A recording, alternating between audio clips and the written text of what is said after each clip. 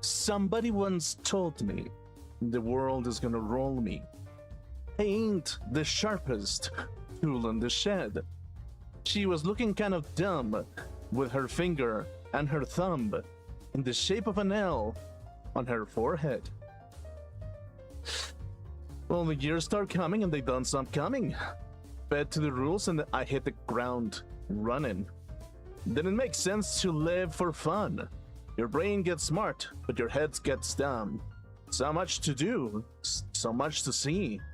So what's wrong with taking the back streets? You'll never know if you don't go. Go. You'll never shine if you don't glow. Hey now, you're now star. Get on your game on. Go play. Hey now, you're a rock star. Get on your show on. Get paid. And all that glitters is gold. Only shooting stars will like the mold. Anyway, so that's kind of the thing. We're gonna be doing a little bit of this thing that is called Danganronpa 3.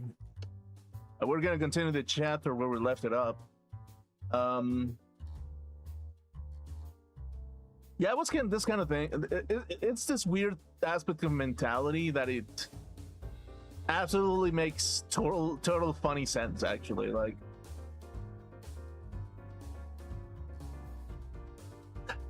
Yeah, like specifically, it's just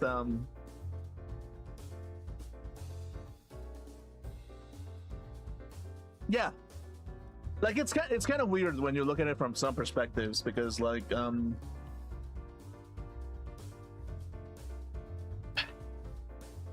there are so many different ways that you can motivate people, and it's like it's so different from perspective to perspective basically. And it's like, yeah, that. Oh, wait. Okay, no, I have to. Hiccups. God damn it, dude. God damn it. I hate this thing. Okay, whatever. Okay, let's put it over here. I really need to make like a square or something for like the chat. Oh, gosh. Okay. So. Oh, no, not this. I need to get like some new background music. Actually, it's kind of weird. But yeah, before we begin the stream, I would like to thank myself for actually opening my mouth and starting self-pilating myself.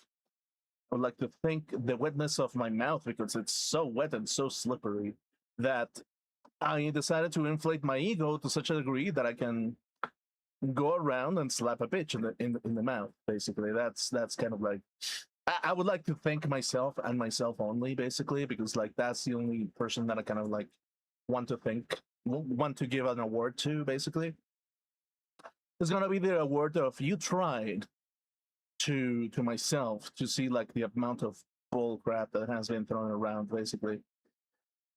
And yeah, that's kind of like the main issue, basically, when it comes to like motivation in general. If you think about it from some perspectives, really, like, can you say that people are motivated if they kind of like go for a certain type of attitude, a certain type of like smoke and mirrors, basically? And it's like that's kind of the thing when it comes to like society, really, that it's just like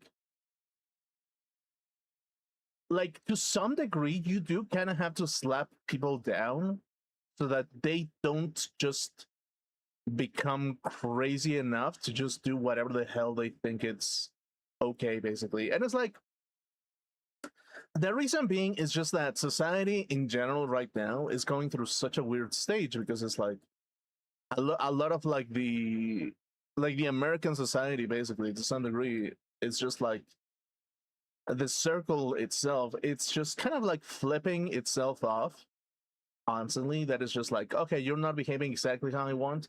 I'm going to increase the prices of houses. I'm going to increase the prices of everything.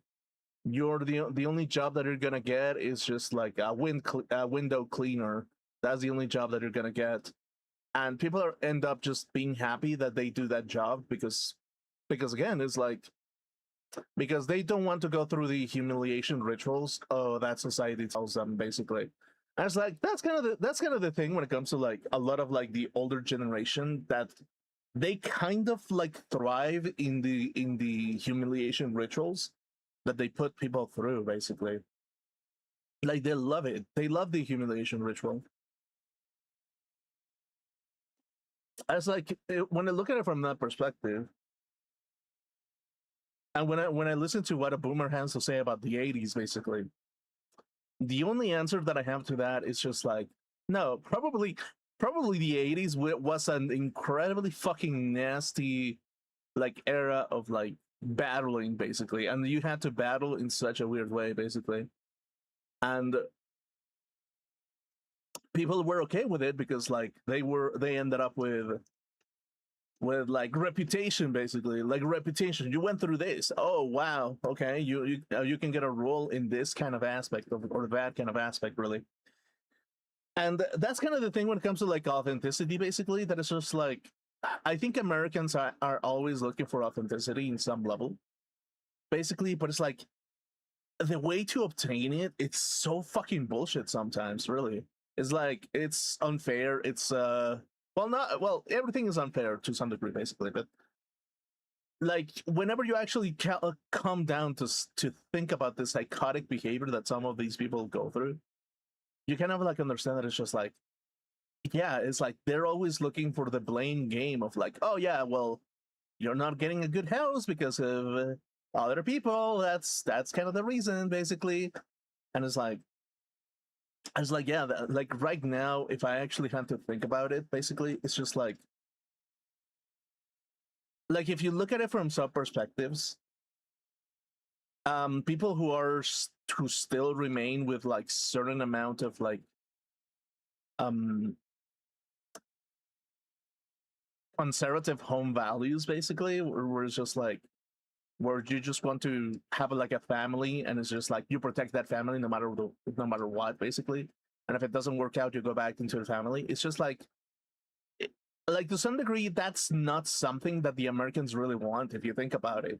Like the Americans don't really want that. The Americans want you to go out into the world when you turn 18, and that you've opened up your fucking like asshole whenever you are in a tight spot basically, and that makes the world go around basically. And it's like to some degree is like I think that that is the most disrespectful thing that you can do to a human being sometimes, because it's kind of like, yeah, well, you kind of have to open your asshole, so open your asshole really, like open it up. And it's like when you actually observe the scandals that have like that has been around like the American people basically, you kind of start realizing that yeah, that's literally what they want basically. That's what the elite want. They want to dominate you basically. Like the American elite are all about, I want to fucking dominate you, dude. Like I don't give a shit. Like okay, yeah, maybe I care about you to not kill you, but at the same time, I want to push it to the limit, basically, because that way you will know your place in society. I'm the one with the money, you are not, and because I am the one with the money, I can do whatever the fuck I want with you, basically.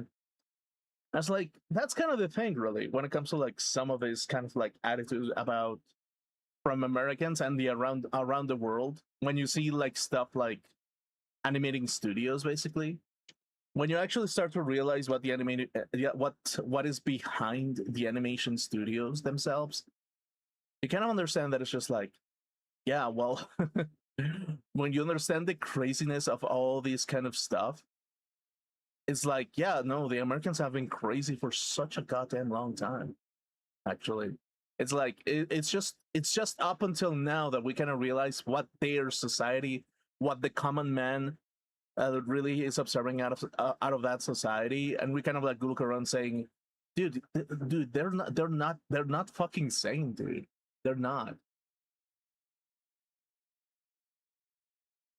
And it's like, yeah, that's kind of the thing. Is like that's kind of like like their entire system is a chess master decision. Pick the blue one or the red one. Which one do you pick? Okay, pick that one. Okay, well, this is what you're gonna get. Oh, you picked the other one. Okay, well, you're a beta cock, and I don't want to see you anymore. So fuck off. But you're gonna get that specifically. I was like, okay, well, no matter what, it's always like a psychological nightmare. No matter which one you take, sometimes. And it's like, yeah, when you look at it from that perspective, really, it's like, yeah, like the Americans themselves, they just want you to be in this, want you to play this game of psychological nightmares, basically. Like their entire existence is about psychological nightmares, and it's like when you actually sit down to think about like what it actually means to have this kind of thing, it's kind of like, yeah, like to some degree, I just started thinking that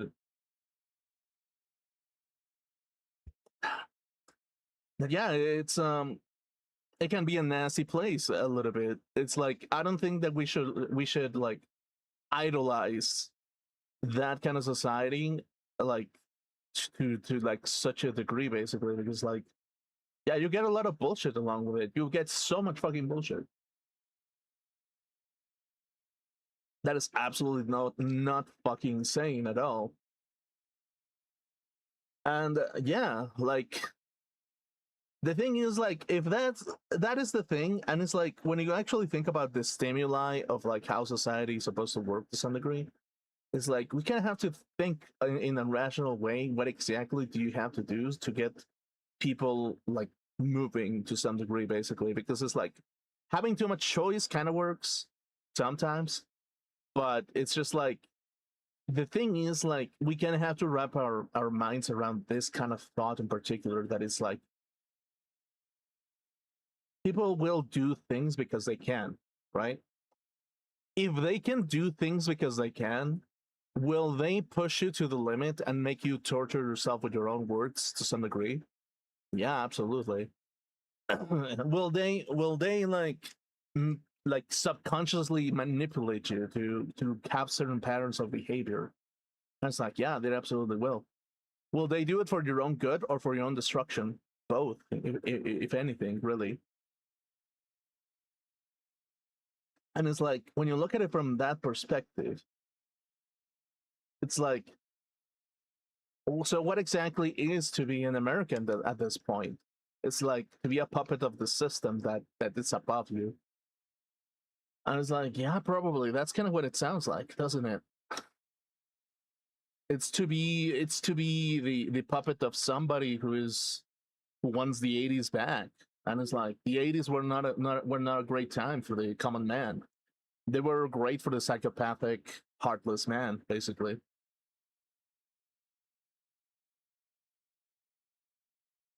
They were great for the humiliation rituals. They were great for harvesting goods, basically. And it's like it was good for abolishing family values, actually.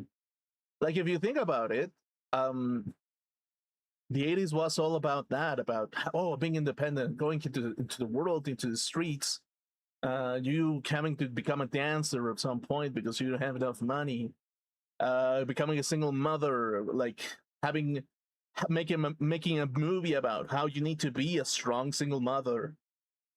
And it's like that's kind of the thing when it comes to like certain aspects. I just like, or like for example, there's this movie about like this dancer that's just like that she has to like motherfucking like give her all and just break her back on top of everything, basically. And the judges are like, dude, this is impressive, this is something, this is like, ooh, look at that talent and all that. When in reality is like the reality of it all is just like, okay, yeah, you've come that far, you made a name out of yourself. Okay, so who's gonna be the one to harvest you at that point, basically? Because at that point, society kind of tells you that it's just like, yeah, no, there's gonna be someone who's gonna pay high enough for you to be harvested at some point, basically. And it's like when you look at it from that perspective, it's just kind of like, dude, like that's kind of like the thing when it comes to like the American circle. That is like They don't care about family, they don't care about society, they don't care about your individualism. They just care about how much they can push you to the limit, and after you've been pushed to the limit, how much how delicious will be when you're harvested in some level or another one, basically. And that's kind of the thing, really. The harvesting of certain people, basically, is what makes other people like really feel the pain of and of like a society that is encouraging the 80s to happen back again, basically. And yeah, that's kind of like the thing. When you look at it from the perspective of like when you look at it from other perspectives, really, you kind of do end up with like a circle of stupidity a little bit that is just like that doesn't make sense. It just doesn't make sense to push that kind of agenda, basically. It just kind of tells your people that you're supposed to not have standards. You're supposed to be abandoned at some point in your life. You're supposed to be a stripper at age 40 with like a smoker's voice. You're supposed to be that kind of person, basically. I was like, yeah, that's kind of nasty, actually. I don't think that that's something that should be encouraged to begin with. It's not, and it's like to some degree, I kind of get what some people, what some rich people kind of push for. That is kind of like, oh yeah, they want to make premium circles so that their mental health just remains in such a particular way, and they can push forward and they can keep working in some shape or another one, basically. But it's kind of like, yeah, when you look at it from that perspective, really, like, like specifically when it comes to like an emotional like an emotional health perspective, really, you kind of end up just scratching your head, thinking to yourself, so why do you do things? Basically, why exactly do you do things? Do you do things so that people don't push themselves, or do you do things so that people push themselves and be harvested on the prime moment of things?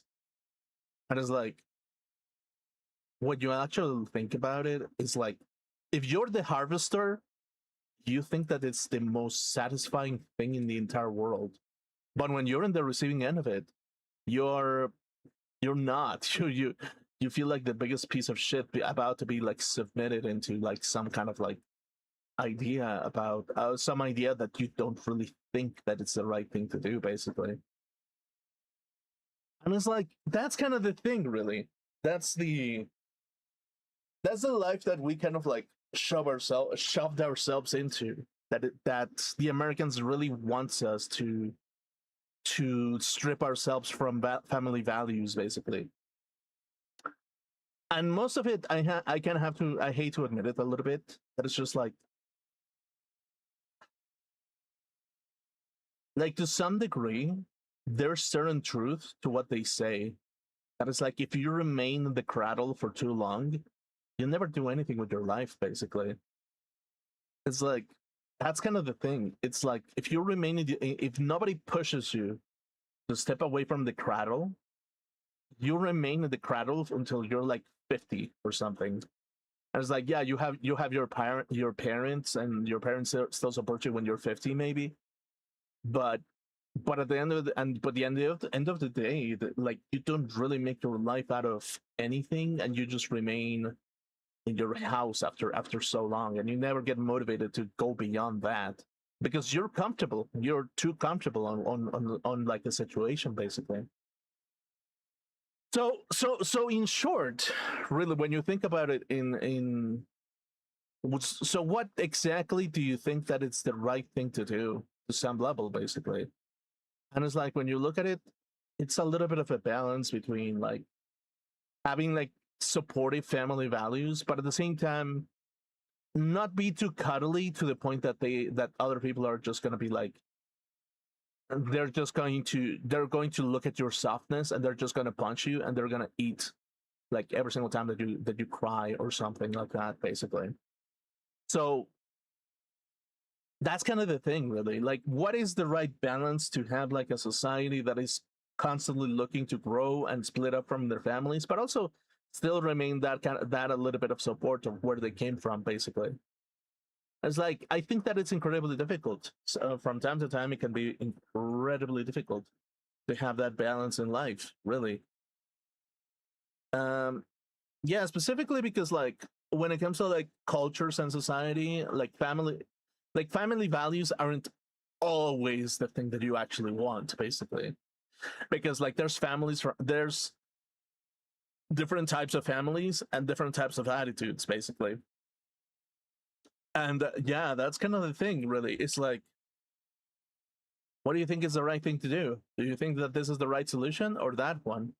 Do you think that giving as someone who has eaten way too much, giving them more because they're part of a family that is too powerful? It's kind of like, nah, I don't think that's great either to some degree. And it's like, I think in the end, it's just like the philosophy of eating what is sufficient to you and leaving the rest to the world, because you're not only are you not going to be able to handle anything beyond your consumption like necessity, you're going to end up making the world a more hostile place because there's not going to be enough resources for others to consume specifically. And as a consequence, it's always going to be like a death battle royale where everybody's just shooting each other all the fucking time, basically. And it has happened, basically. This is kind of the thing of like society in general, that they kind of like, they're kind of like, yeah, no, you're gonna consume everything. You're gonna make everything worse for us. You're gonna make everything shit. This is gonna work out, not gonna work out for us, dude. Dude, go fuck yourself, dude. Why are you consuming so much? And it's like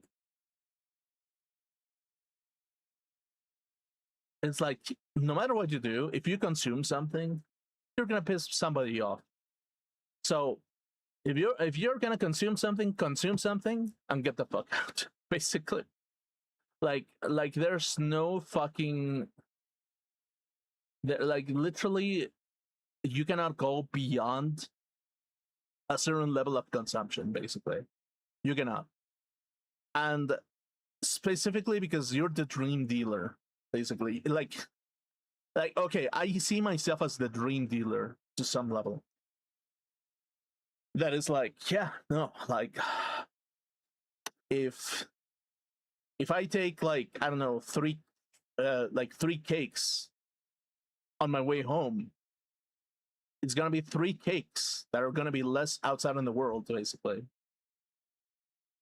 So wouldn't it be better if I'm just one person? Can I handle one entire cake?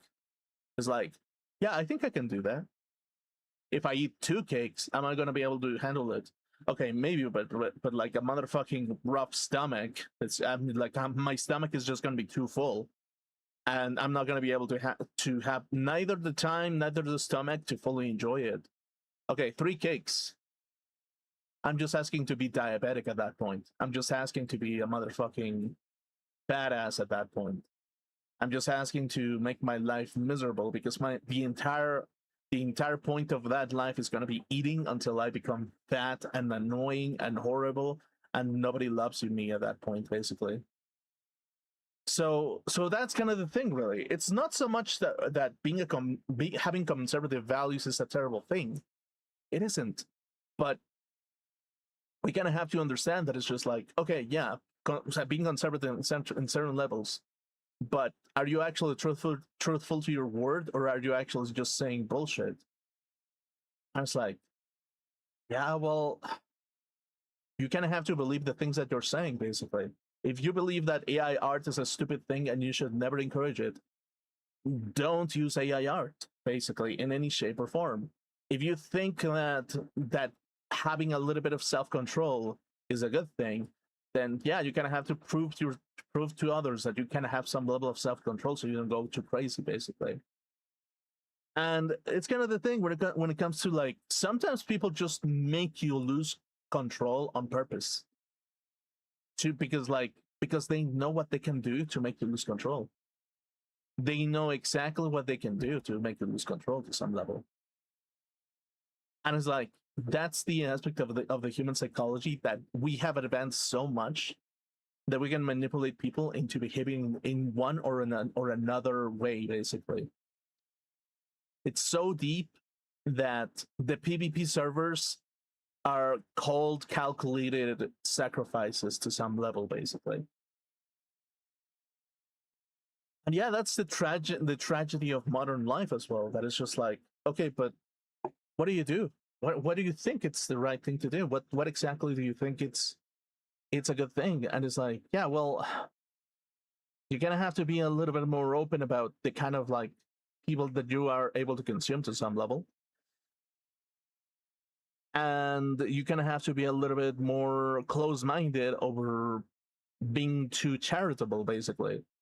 You kind of when somebody tells you that you need to be charitable, really, it's like no, you really don't have to, because there's a rich person that sees charity, take the entire bag and tell them that the poor have been fed when he's already rich. And that's kind of the whole point of like the American society. The American society is this monster that kind of like looks at things and he's like, oh, let me I'm a poor little boy in a fucking cardboard box. Can you give me $10 so I can actually feed my family tonight? The person who is middle class is like, okay, here you go. Oh yeah, there you go. I got free $10 just because out of like 2 seconds of my time, I got $10. Amazing. Let me go get inside of my car and just storm off, basically. It's kind of like, yeah, that's kind of the thing, really. Like when it comes to like certain aspects of society, it is literally that. Like whenever I actually looked at like some sketches from like animation studios that did that kind of joke specifically, I was like, yeah, there's no way that rich people are gonna dress themselves up as poor fuckers like begging in the streets, and they fucking do actually. Like holy fucking shit, dude. That's how much. That's how bullshit a lot of like these people are. Really, it's like you're gonna have to be a little bit like, dude, what the fuck is that bullshit, man? What exactly is that bullshit? Like, you kind of have to be the right person for the right harvest, basically. And yeah, like specifically, that's kind of the whole shtick of things. Really, if you think about it, like, okay, even if I break through, am I gonna find like 1,000 more obstacles in the future? And it's like, yeah, definitely. It's just going to be inevitable that there's going to be 10,000 obstacles. It's going to continue being an obstacle after an obstacle after a fucking obstacle after a fucking obstacle after a fucking obstacle after a psychological tree after a psychological tree after a psychological tree after some meme psychology brainwashing after some empathetic structuring after like after a bond exercise after psychological manipulation after analyzing your psychic profiles after it's never going to end to some level, basically. It never is going to end. And that's kind of the thing, really, when I look at the world in a particular light, that I just kind of have to be a little bit like, yeah, no, like the Americans have fucked themselves. Actually, like the Americans have fucked themselves so deep that even the Americans look at their own country and they're like, no, we have to do something. Like really. Because like because the level of gaslighting is so fucking retarded, basically. It's so stupid. It's so bad. You gaslit an entire generation into like hormone treatment. You made a generation like I've said this before, but just listen to how ridiculous this sounds.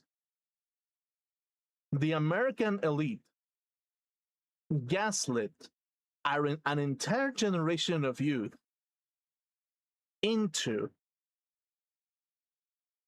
giving money to a doctor so that they put them treatment of hormones, tell them that they're absolutely sane, that they're doing this, sterilize them so that their next lineage is non-existent,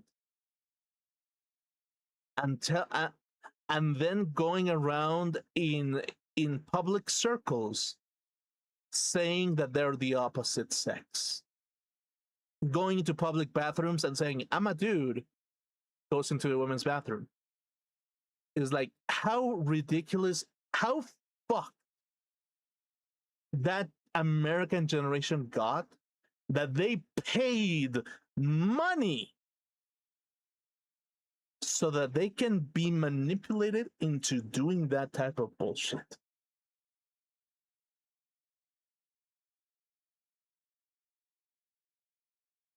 How fucking ridiculous that is to that level.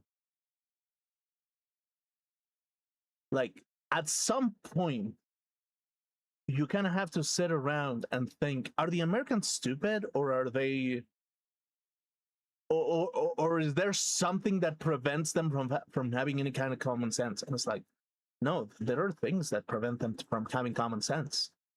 There's absolutely like circles of like banking circles that make them behave in a particular way, basically. And it's like, depending on your economic status, this is your pool of dreams that you can have.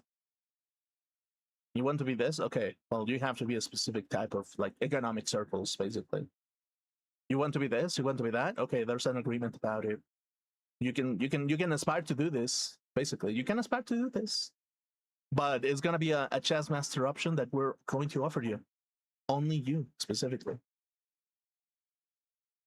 So yeah, it gets to that point specifically where you're just like, no, like the American dream was a lie the entire time. The dream was for the elite. It was never for the little guy. It was never for someone who is aspiring to do something. It was always for the elite. It was always for the American elite, for them to harvest the things that they want. And then they can turn around and say, fuck you, you're the problem, after they consumed everything, basically. It's like the world has already taken notice, and they're like, yeah, no, the Americans have lost it. They've lost it. They're insane. They're clinically insane, and they pay their own doctors to tell them that they're the most sane people on Earth. Basically, it's like it's like some and let me tell you something. And they pay money to their own doctors to be like, hey, this person that is totally untouched, he's insane, right? Yeah, he's totally insane because he has never done anything with his life, and he's fucking insane because he's fucking lazy, and he's insane because like he has never spread their legs for an old man trying to get some quick pussy. And it's like, yeah, to some level, that's the American dream, really. It's like, yeah, to some level, that's what it is. And people who become rich enough to some point, they kind of have to be tactic about it and see who they support, who they like, who they dislike, and be like, okay, I don't care about you. You can go to the fucking degenerate circle that doesn't give a shit about you, and you're just kind of like a person of like no interest whatsoever.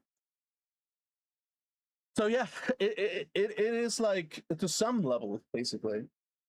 I kind of have to tell the Americans that specifically, your people are gaslighting you.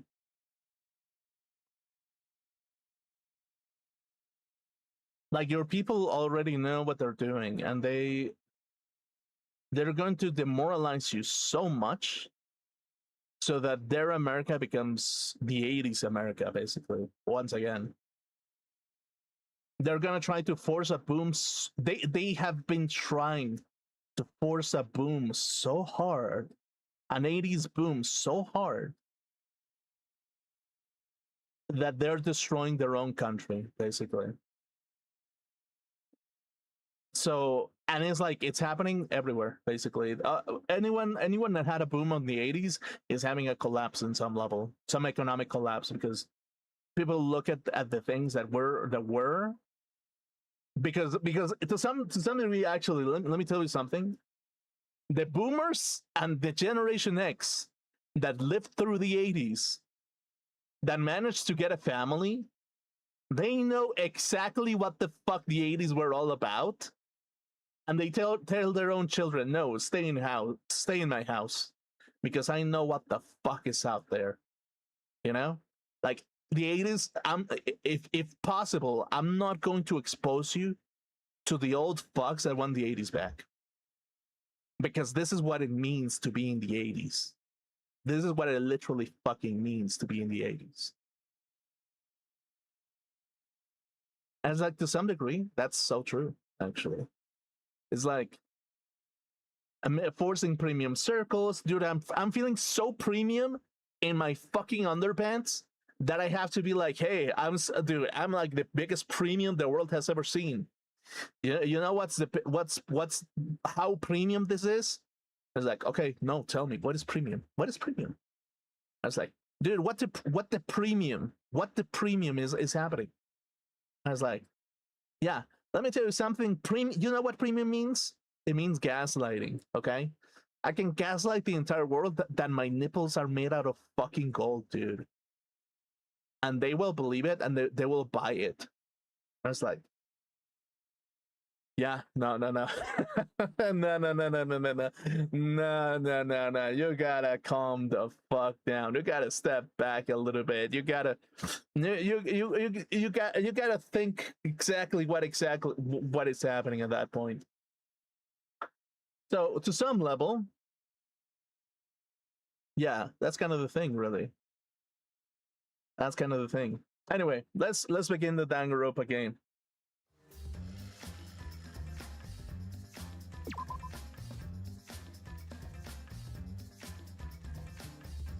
Okay, give me a second. Okay, cool.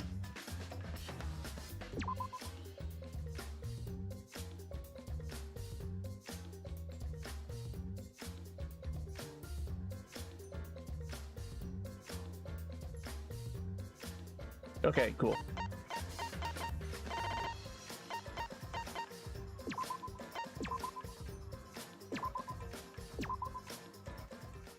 Cool.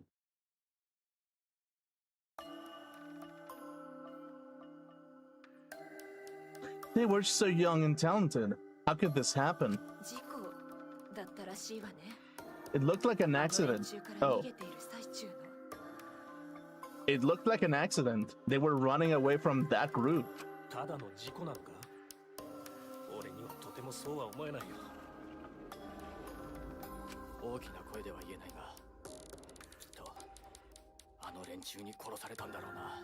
Right.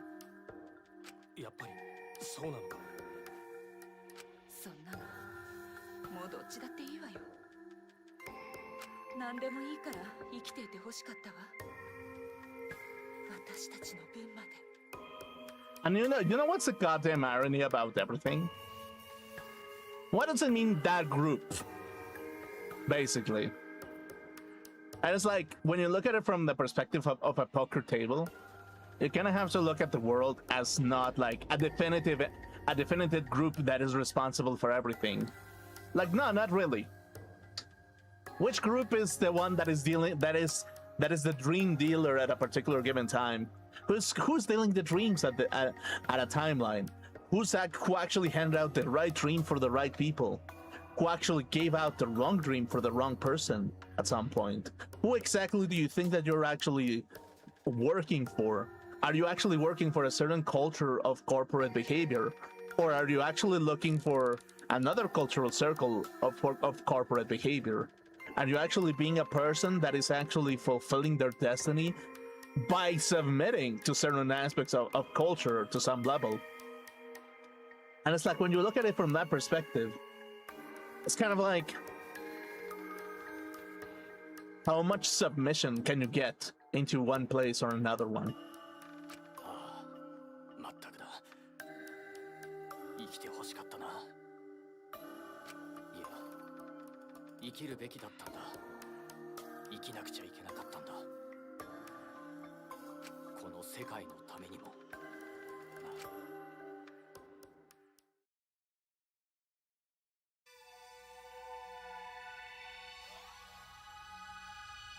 Yep.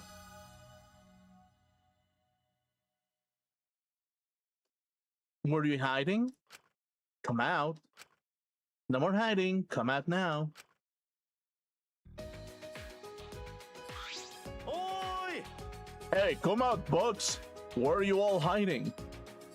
So yeah, that's kind of the thing. It's like, if you look at it from some perspectives, basically, like specifically,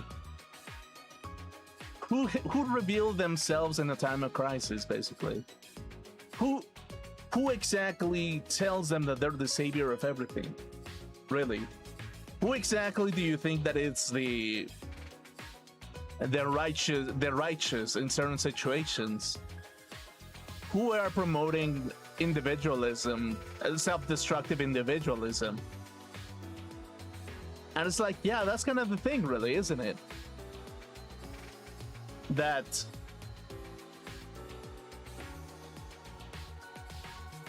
there are people like the radicals of the old world look normal, and the normal of the new world look absolutely batshit insane, actually. So that's how far the Americans have gone in the mental scope of comfort, basically.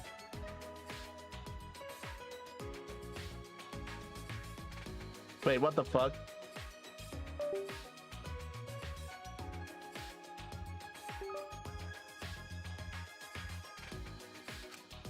Okay, cool. Just going to think he finds some. They gone. Weird. Really weird. Plenty trees, grass, water, sun. But no bugs. Why? Weird. So weird. Any bugs here? Come out. Don't I want to talk to you? Hmm?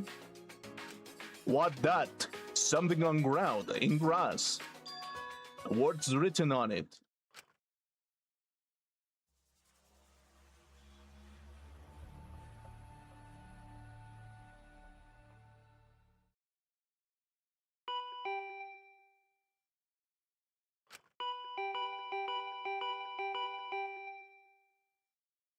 Huh? Oh, now I'm gonna be Shuichi, dude? What the fuck? Okay, well. Dude, I don't know if I can make this super fruity voice for Shuichi. Like, I'm not gonna lie, that's so fucking fruity, dude. Like, so fucking fruity.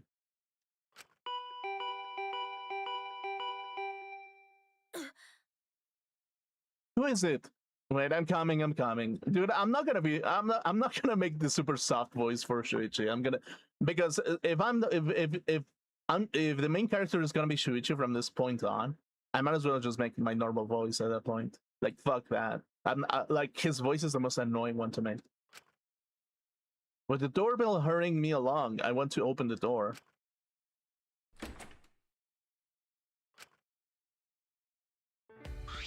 Oi! What are you doing? It's already morning. Got Kaito?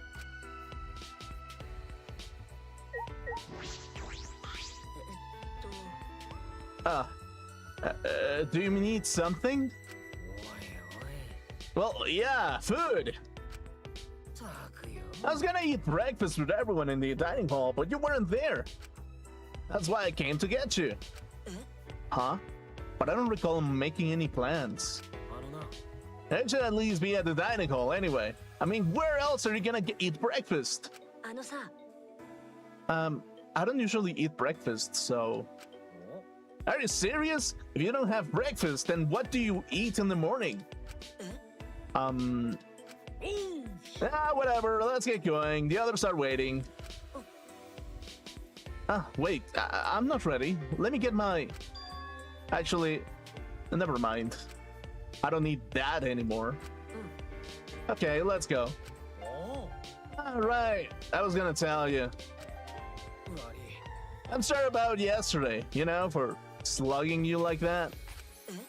Huh? That. Oh, it's okay. I see, then let's go.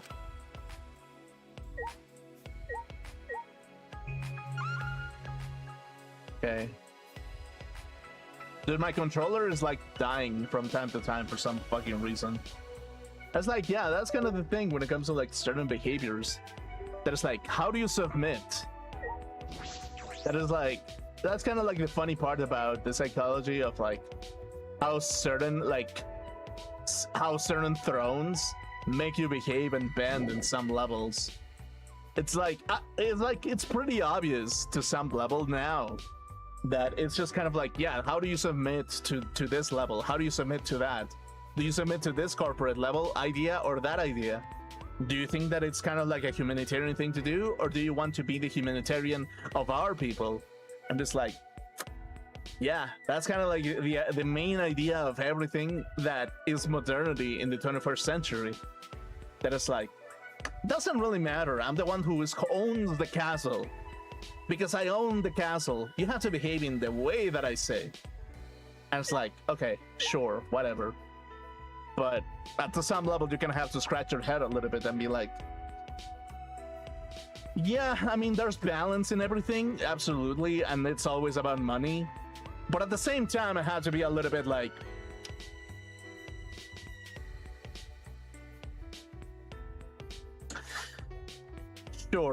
sure, Mr. Premium, you're gonna have to lower the bar a little bit because the premium that you're pushing for is unreal. It's non-existent. It's just a gaslight of a psychological castle that you've built up to that point, basically. That's what you are. You're not the founder of absolute truth. You're just the founder of the gaslight castle at that point.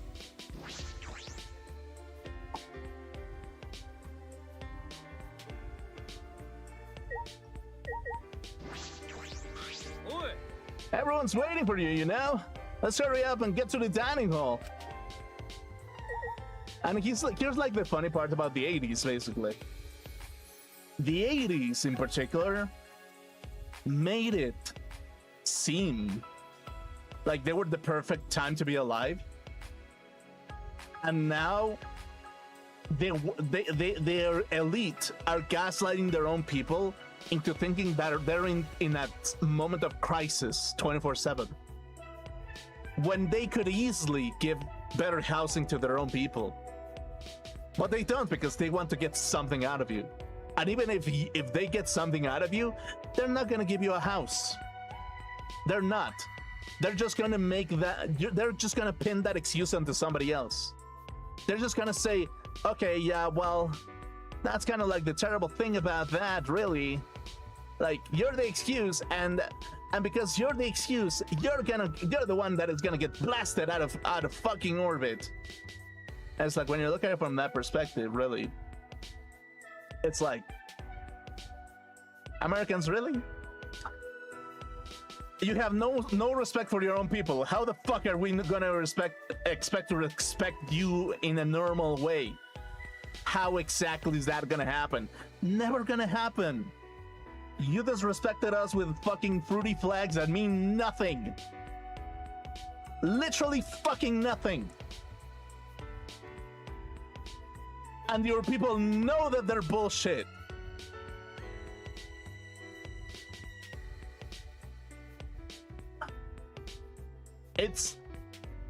We're living in the era of American retardation. Why? Because the old ones really want the 80s back.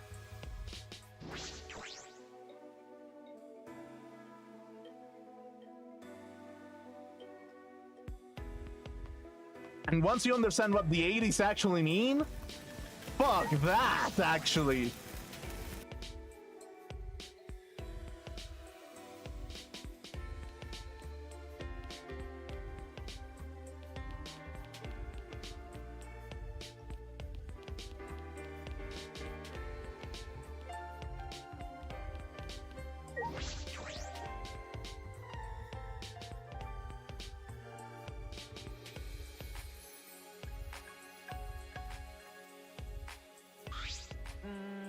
Writing. Yeah, like something to hide writing in grass. Weird, right? Atwa says it's just graffiti. Now we don't gotta worry about it anymore. Atwa? That's even more suspicious. Oh, are you saying Atwa is suspicious? How sad. That's none of your business. What's up with you guys? Are you still talking about that graffiti? Whatever, I bought Shuichi, so let's start breakfast already. I quickly realized that everyone was staring at me. Yeah. As I expected, they were looking at me with surprise on their faces, basically. Oh yeah. So yeah, Spike Chunsoft specifically in this scenario, they're kind of like, yeah, well, this girl with big titties and was a kind of a blonde, I kind of lost her. Well, what do I do in that situation, really? What exactly do you think what do I do after this? Really, what exactly do you think I have to do in some shape or form? And it's like, well, the only thing that you have to some level is to be depressed, basically. And when you're depressed, that's what the sharks come out to play, basically. Like, when you look at the shark, there can be like, hey, you can loan a little bit of money so you can actually become happy again. Like, with that money, you can buy a bunch of games. You can start dating again, potentially. You can, I don't know, get like a setup so you can stream. Maybe that motivates you. And maybe that's potentially something worth your time, specifically. Maybe you invest yourself into making a game of some sort. Maybe you make it completely all up to you at some point. Maybe you just come out on top and just become the person that you wish to be, basically. But if you do, you gotta pay me the way that I want you to pay me. And it's not always going to be money. No, not always gonna be money, specifically. 犀原君、あのネクラっぽい帽子はやめたんだね。もしかして赤松ちゃんが死んだ影響とか？ Kokichi, go fuck yourself. そこの男子はデリカシーを学んでください。おお、そういや帽子かぶってねえな。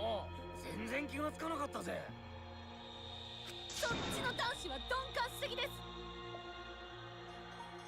いや、なんか急に邪魔くさくなってさ。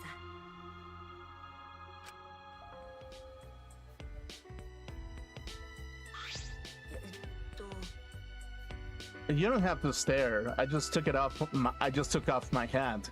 It's not a big deal. そうね。You're right. My apologies. アンジュはね。Like it? I think you're gonna look more handsome with your hat off. ありがとう。Ah, thank you. Yeah. How nice of you. How nice for you. Unlike plain Jane over here, who turns invisible as soon as her glasses come off. I'm plain, but it's the other way around. Taking off my glasses reveals my true form. Didn't you know? Those who see my true form pay a terrible price. Anyway, don't be late anymore, Shuichi. We already decided we're eating breakfast together. バカバカしい。 You decided that on your own. そうそう。 Yes, yes. I prepared breakfast for everyone. Really? You did? そうね。 Indeed. It was no trouble at all. I have prepared an Italian omelette, buttermilk, pancakes, smoked salmon galette. And for those who prefer Japanese cuisine, I have prepared rice balls and miso soup. ね Hirumi, be my mom. Well, no. What? How was his voice? How was his voice? Hirumi, be my mom. Oh yeah, it was kind of like that. Gonta wants you to be his mom too. What are you two even saying? Oh yeah, showed you guys something really neat. Look, when Himiko eats, she makes the cutest face. Aw, she's like a small animal. ダメ Stop it, you're making it hard for me to eat. We chatted casually as we began eating the food Hirumi brought out, sorry. すごい Gonta not mean to flatter, but all this food's so yummy. いいね It's so delicious. It makes me want to cut off my tongue. The rice balls aren't just ordinary old rice balls either. The outside is packed tightly so it won't fall apart, but the inside is nice and soft. Because the rice wasn't crushed, you can taste every sweet sticky grain, even when it's cold. Hey, do you have some sort of god tongues or something? いいかしら By not crushing the rice, air is able to flow between each individual grain. The triangle shape itself is less important than maintaining a loose grip as you form the shape. You will find it much easier if you imagine yourself gripping it with your entire body. Yeah, I can't make rice balls. I can't even tell the difference between rice and termites.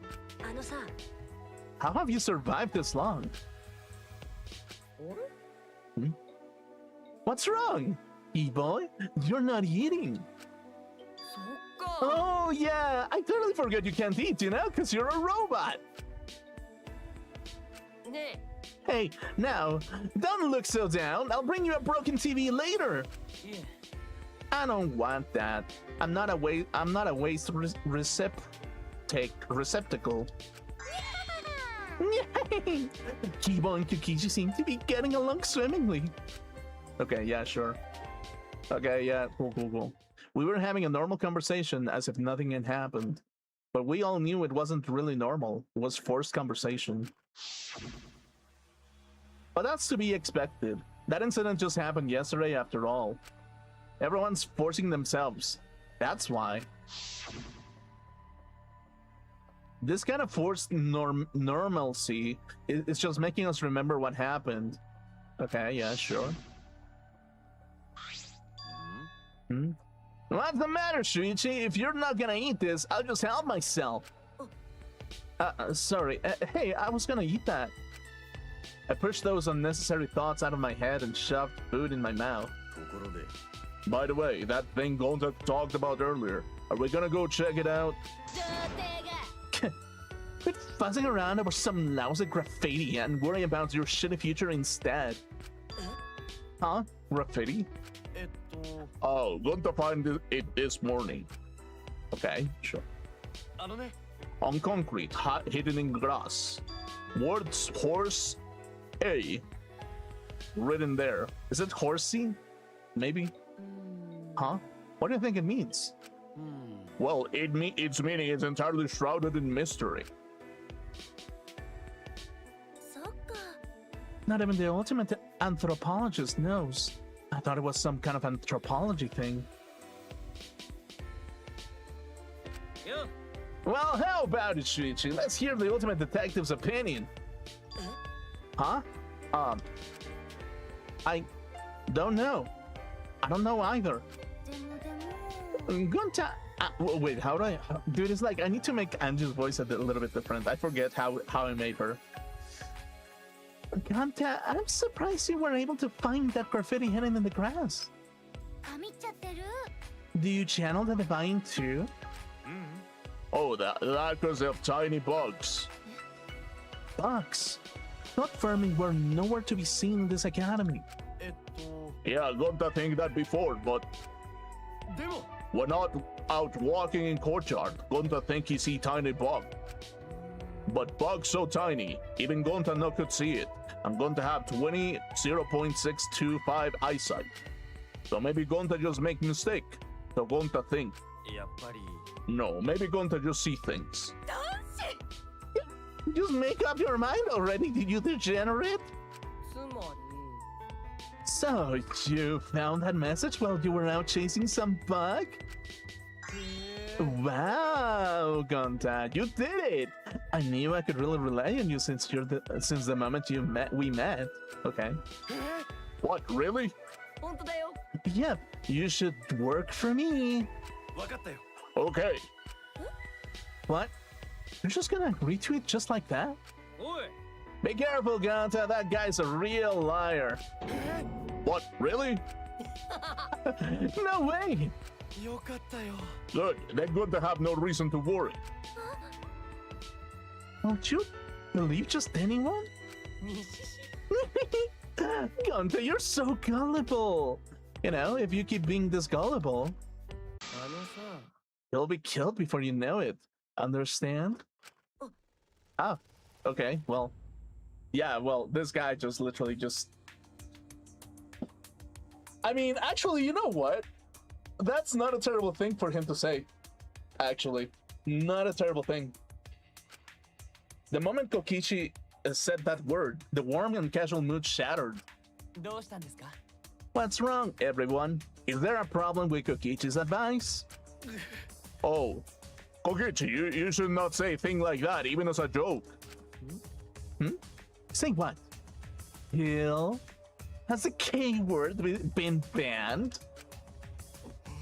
Sorry, I didn't know. But that's not very reasonable, is it? Not when the killing game is still happening. How can you be so insensitive, especially after what happened yesterday? This is why I hate degenerate males. They're about as considered as amoebas. Don't complain if some scary guy yells, "What color is your blood?" at you. Wait, what? Don't complain if some scary guy yells. What does that even mean? Don't complain if some scary guy yells, "What color is your blood?" at you. 分かってないね It's kind of a weird phrase, isn't it? Okay, whatever. It's that kind of talk that lets Monokuma play you all like fiddles. I mean, in some shape or form, it's not a terrible thing what Kokichi is doing specifically, because he's kind of showing that is like, yeah, most likely we're in a tough situation where we're getting forced to kill each other to some level. And because we kind of have to be a little bit aware that it's just like, we kind of have to be on edge. And in some shape or form, that's kind of like a really good leadership thing to do specifically. Because if you look at it from that perspective, no matter what kind of thing they throw at you, they will make you behave in a particular way or another one. What? Oh, did you hear that? Don't mind me. I was just talking to myself.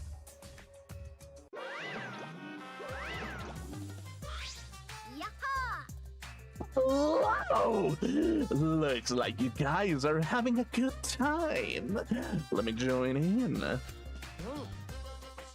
Yeah, well, they're making a jolly good time ganging up on me. Huh? Isn't that your fault? Ganging up? No bullying! Bullying is not cool. Bullying is the worst. うざいな Personally, I think bullying is because of lousy parenting. 無理 It's all the parents' fault. They should do a better job raising their kids. Yeah, I mean, kind of makes sense now, doesn't it? そんなことより Why are you even here? Wait. Why are you even here? あ I figured I'd give you guys a prize for surviving the class trial. A prize? Koakuma, yeah, sure.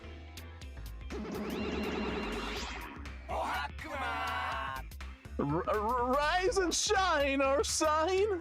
えっと Their word, right? We brought it, yeah. So I'll just give it to you then. Right now, you're on the threshold of an amazing adventure. Showtime.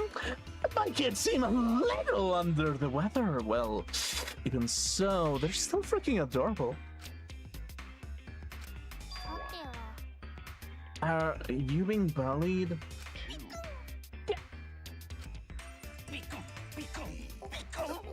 That's I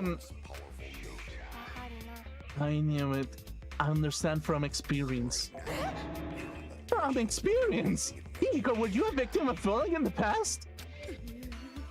Is that why your heart is broken and you can't express real emotions anymore? God, use your magic to turn the human rejects who bullied you into mishappen wretches. I don't use my magic for stuff like that. And don't just make up my backstory. Huh? Hold on! The Monocups bully each other? No way! The Monocups should always get along! Hey, you kids play nice together, right? I'm not a lousy parent. Am I? Even if you do bully each other real bad, it's not because I'm a bad dad, right?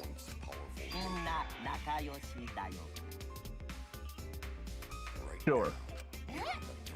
Yes, we do. My children are good kids.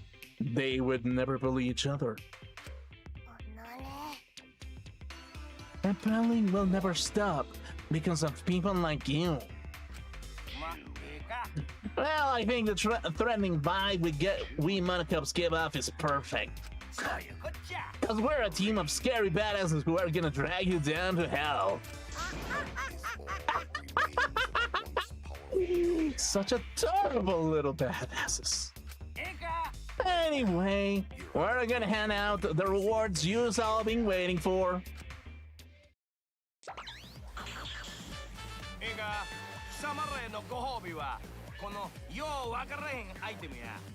Listen up, because we got these fabulous nonsensical prices for you.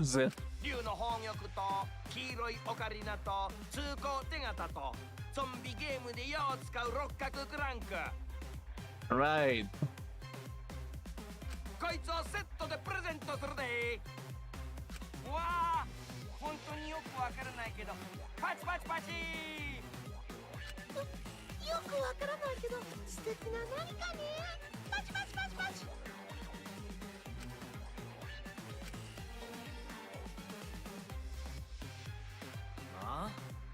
What's all this crap?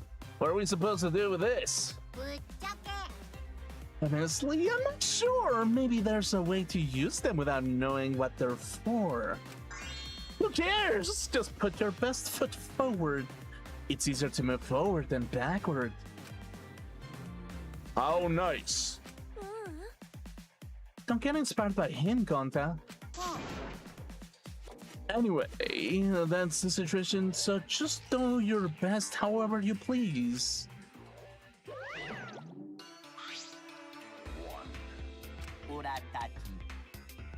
Okay.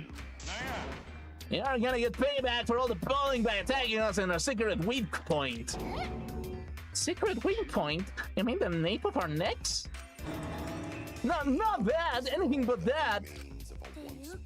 Wait, so the nape of your necks is your weak point? I would never do that. I just want to get along. What? Get along? Really? Don't let him fall, yeah. He killed Monica, remember? Okay, yeah, sure, whatever. Seeing that rabbit-looking one get left out makes me think of Kibo. Am I really excluded?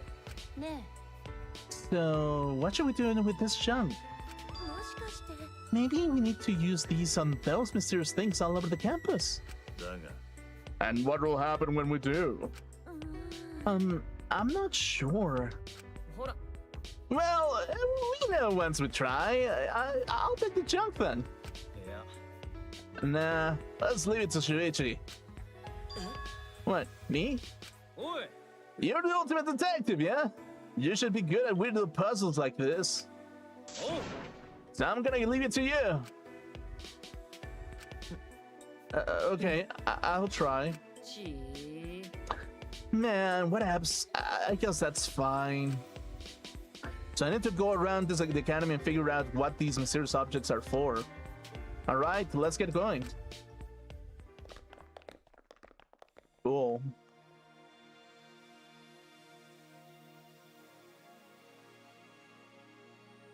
Okay, well... Sure. I mean... Dress up. Default handbook. Is there like other stuff? Okay, cool.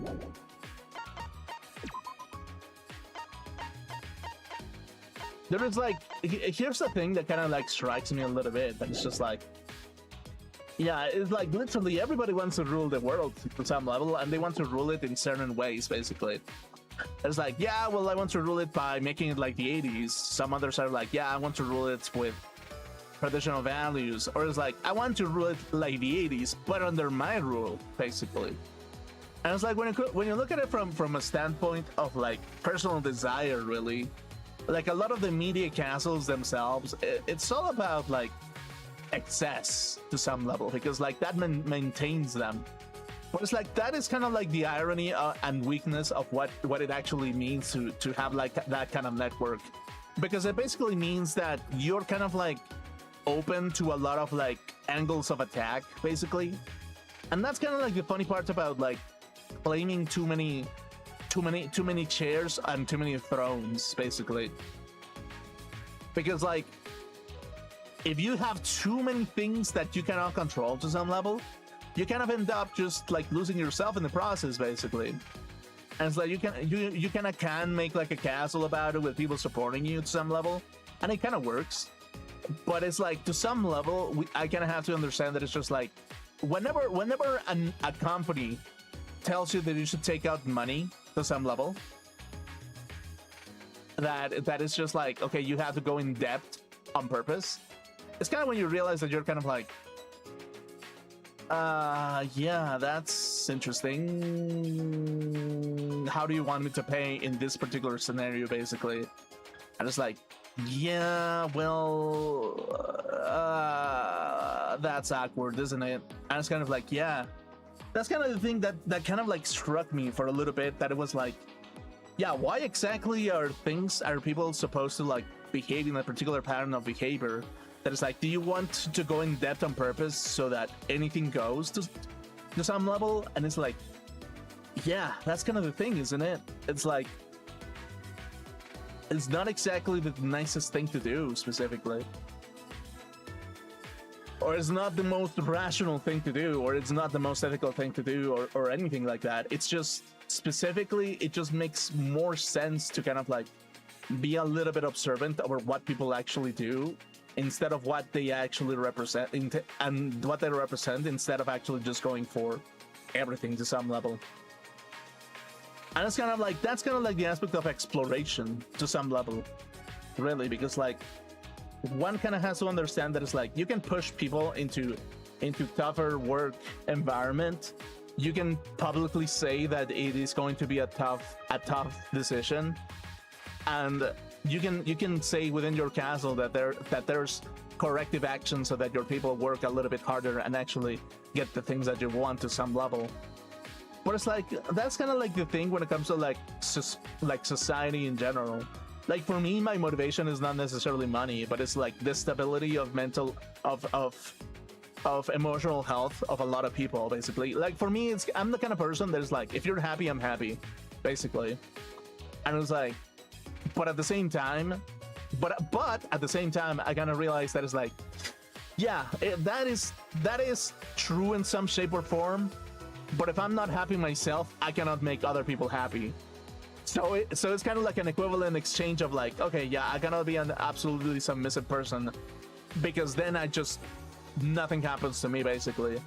So that's kind of like the irony of the balance of what it really means to be someone like me to some level. That is just kind of like, you're not offering me anything, so therefore my mental health is just going to go down the drain. Why should I work hard under your philosophy if you're not offering anything as a return? Why not even make my own philosophy so my mental castle motivates me to do something?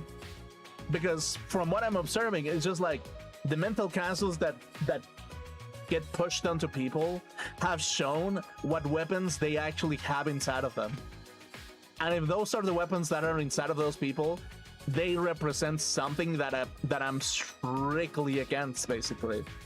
Because it shows specifically that it's just like, what is happening there? Why are you dressing people like clowns? Why are you dressing people like rats? What exactly is happening there? And it's like when you actually realize it, and when you realize that the philosophy that they have against your philosophy, you kind of realize that it's like, no, it's like, I kind of have to step up and be like, this is not the philosophy that I want to boost morale with. I want to push people against the wall and be like, hey, this is what you do it. Here's a gun, go fucking do something. No, it's like, it's more of like the wellness of the individual and how they can be happy while being pressured into doing better things into the world. And the thing is, like, the technocrat society, a lot of them have pushed this idea that the only useful purpose that the common man should be doing right now is just to be a meat cylinder that gets used up after they've used their AI, basically. And it's like, to some level, if you think about it from a human standpoint, that's when you realize that the Americans have gone absolutely fucking insane. Because they're designing things so inhumanly, as inhuman as possible, to make your life miserable. They're making up problems so fucking bad. They're making up shit so utterly fucking disgusting and unfair. They're feeding in them to their own people, and they're calling it freedom. And and then they have a bunch of retards on live stream saying, hey, look at this idiot, hey, look at that idiot, hey, look at this idiot, hey, look at that idiot, look. And it's like, the only thing that I kind of like end up just saying is just like, hey, look at this person that all he does the entire life is just complaining that these people are idiots, when they're not actually being a moral support so that they can actually do something with their lives, basically. It's like, you're not doing anything positive. The only thing that you're doing is just being a point finger fucking dickweed that has no personality, and the only thing that they fucking do is destroy people on purpose because that's the only fucking useful thing that you have in your stupid little brain. And it's like, yeah, you're not looking for the best of people. You're just looking to have fun destroying the right people, basically. You just want to have fun destroying the right fucking people. And at that point, it's just like, what happened to your humanity? What happened to this shit or that shit? What happened to compassion? What happened to love? What happened to morals? What happened to ethics? Nowhere to be fucking seen, dude. No fucking where. It's like, yeah, they talk shit about high morals and bullshit, but when it comes to like the reality of things, they don't care. They're amoral. These people are amoral. Literally, that's what they are. And my controller just disconnected. Fuck my life.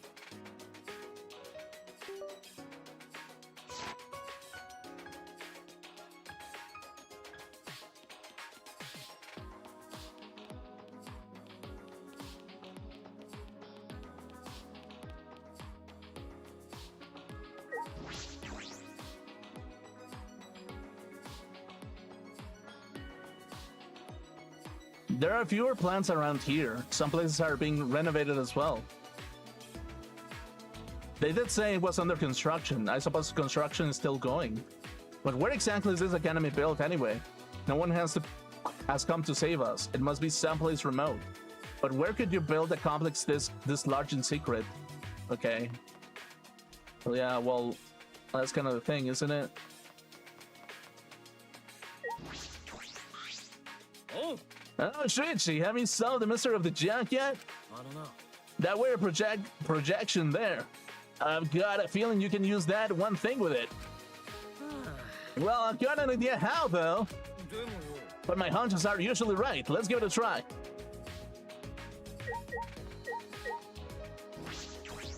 Okay, let's do this.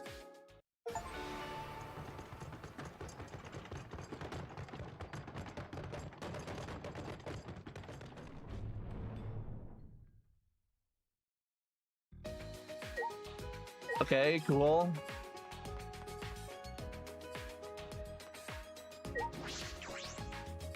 What is this thing? Courtyard night spot. Hotel Kuma Sutra. Okay, of course. Golden Time. Casino. Ah, yeah. The casino.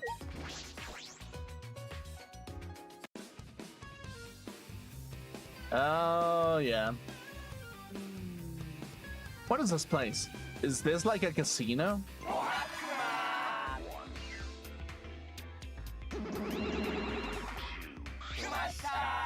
Why, hello, bear!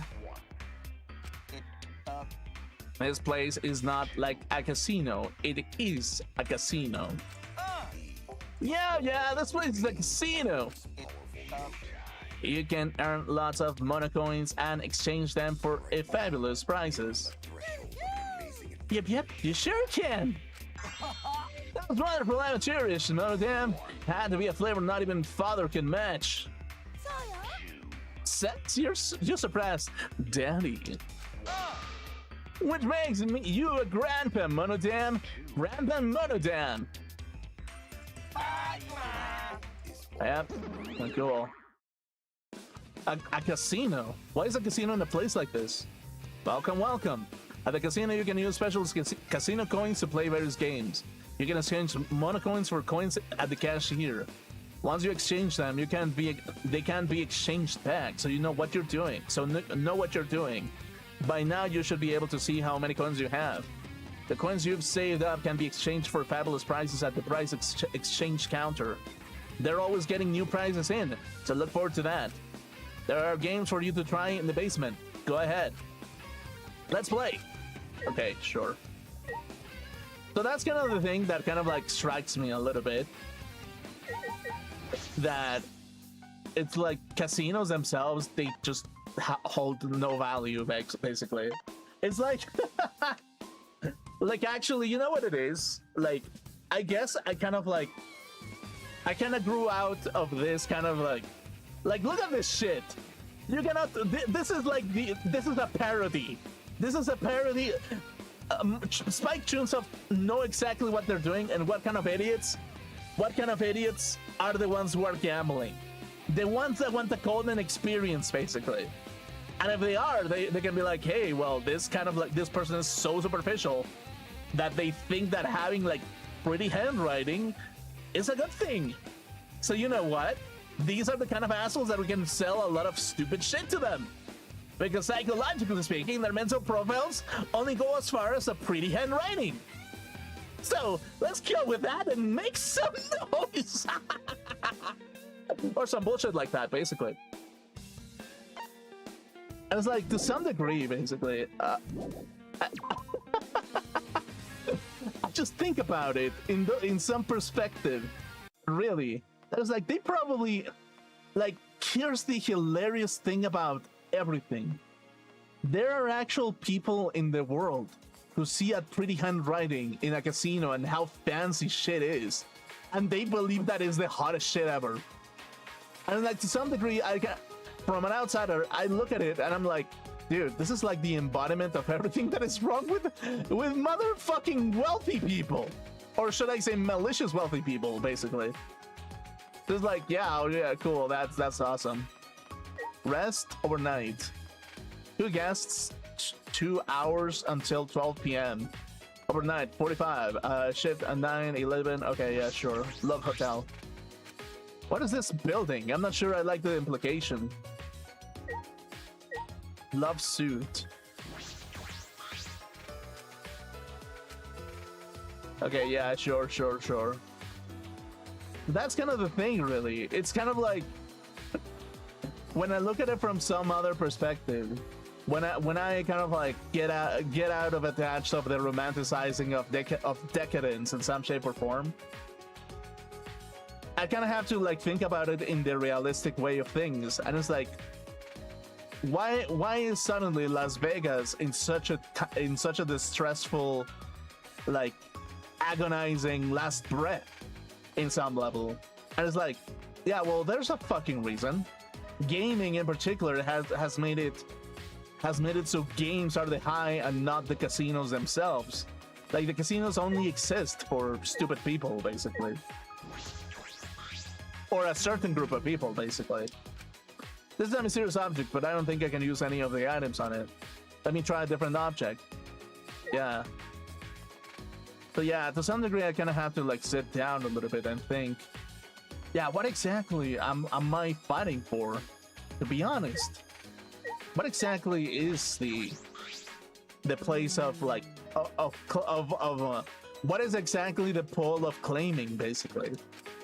This is a mysterious object, but I don't think I can use it for any of the items on it. Let me try a different object. Okay, sure. Wait.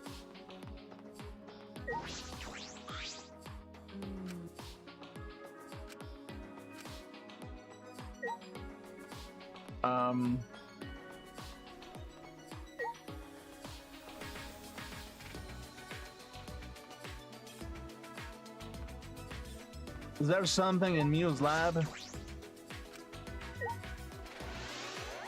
Okay, yeah. So that's kind of the thing when it comes to like a lot of like the ideas, and now I kind of like like the amount of punches that people have thrown to me, I kind of understand what their fighting tactics are finally.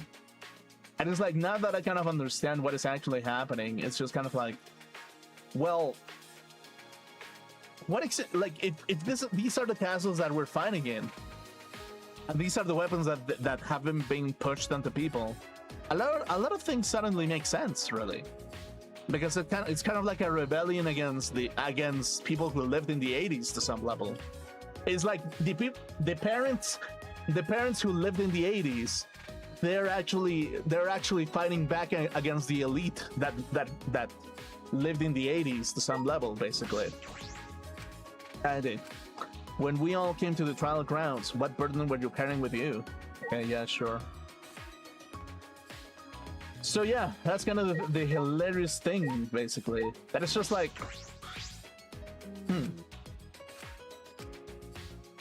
that is kind of like, what is exactly premium? Do you think that this game is premium? Is this game premium in particular? It's pretty, and it came from an era where we didn't have AI art. So in some shape or form, it is beautiful in its own regard, basically. It is not perfect at all, but it is better than some of the bullshit that is getting pushed out, basically. And it's like, yeah, that's kind of the thing. And maybe, like, if you think about it, digital art is like a downgrade of like real art, basically. Because you have computers that can simulate like a lot of things. You get like a lot of models, you get like a lot of AI that is actually making the things. You aren't actually paying people, or so on and so on and so on. And it's like, that's kind of like the thing when it comes to like AI art in particular, and why there was like an internal explosion towards certain people, basically. Like, if you think about it, AI art was a huge spear into the Japanese community, basically. It was a weapon designed to destroy the Japanese in some shape or form, really. And it's like, it was not something that they wanted to release to some level, but it kind of shows that it was a big enough of a threat that you need it to put people on blast to some level. I can't believe what happened in the dining hall earlier. Males are so insensitive. I would never dare to ask you why you decided to remove your head. That's something that you should be kept private between you and Kaede. ありがとう Thank you, Tenko. 天子は I also feel that I must carry on Kaede's wish. ですよね No matter what, we'll get out of here. I won't give up. いいですか Koichi, don't ever conduct yourself in such a shameful manner ever again. Yeah, I won't. Cool. That item we received earlier, I think we can use it on this stone monument. Can you try? Oh. Ocarina. Has to be the Ocarina, right? Cool. A pool of some sort. The vine suddenly withered. The ivy withered in seconds. What remarkable technology. We can get in. We can go in from there, right? You intend to go inside. That course of action seems dangerous.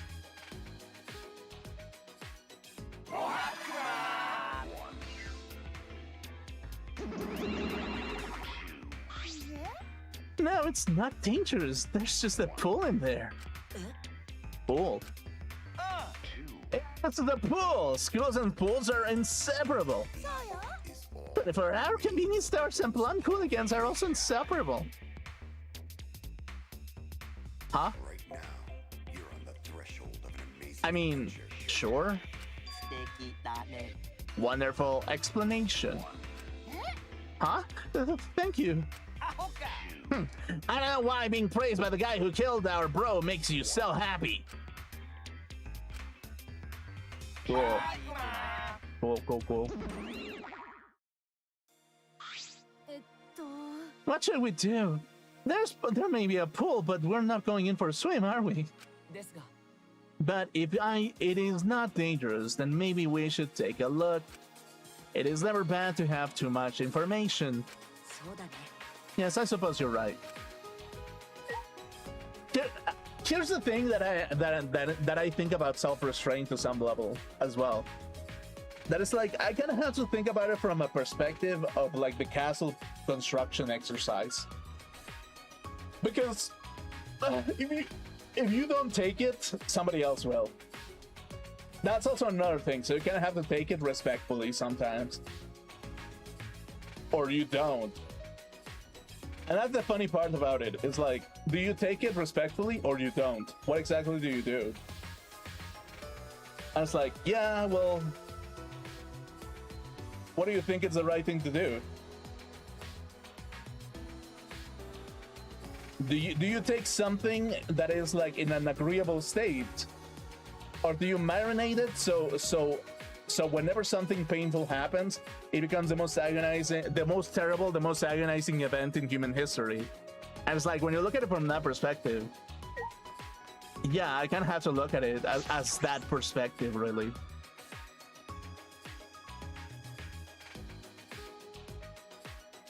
This doesn't look like a normal school pool, more like a pool at a resort.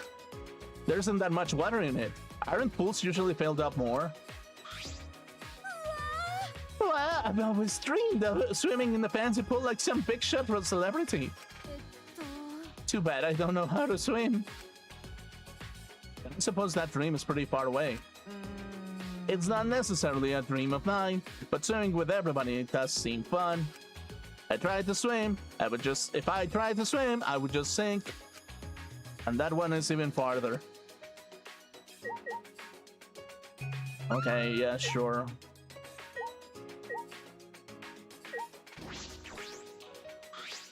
This doesn't look like a normal school pool, more like a pool at a resort. There isn't that much water in it. Okay. It's a large diving board. This is also something you would find at a resort. Okay, cool.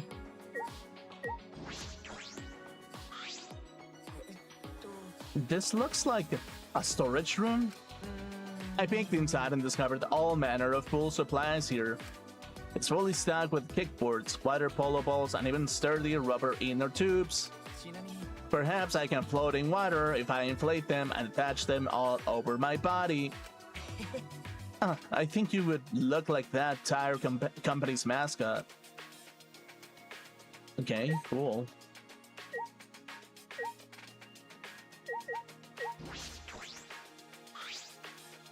Some pool rules are posted here. There's one that I find peculiar. No, so swimming is prohibited at nighttime. Do not die from a leg cramp. Do not die from slipping. Do not die from choking on your food.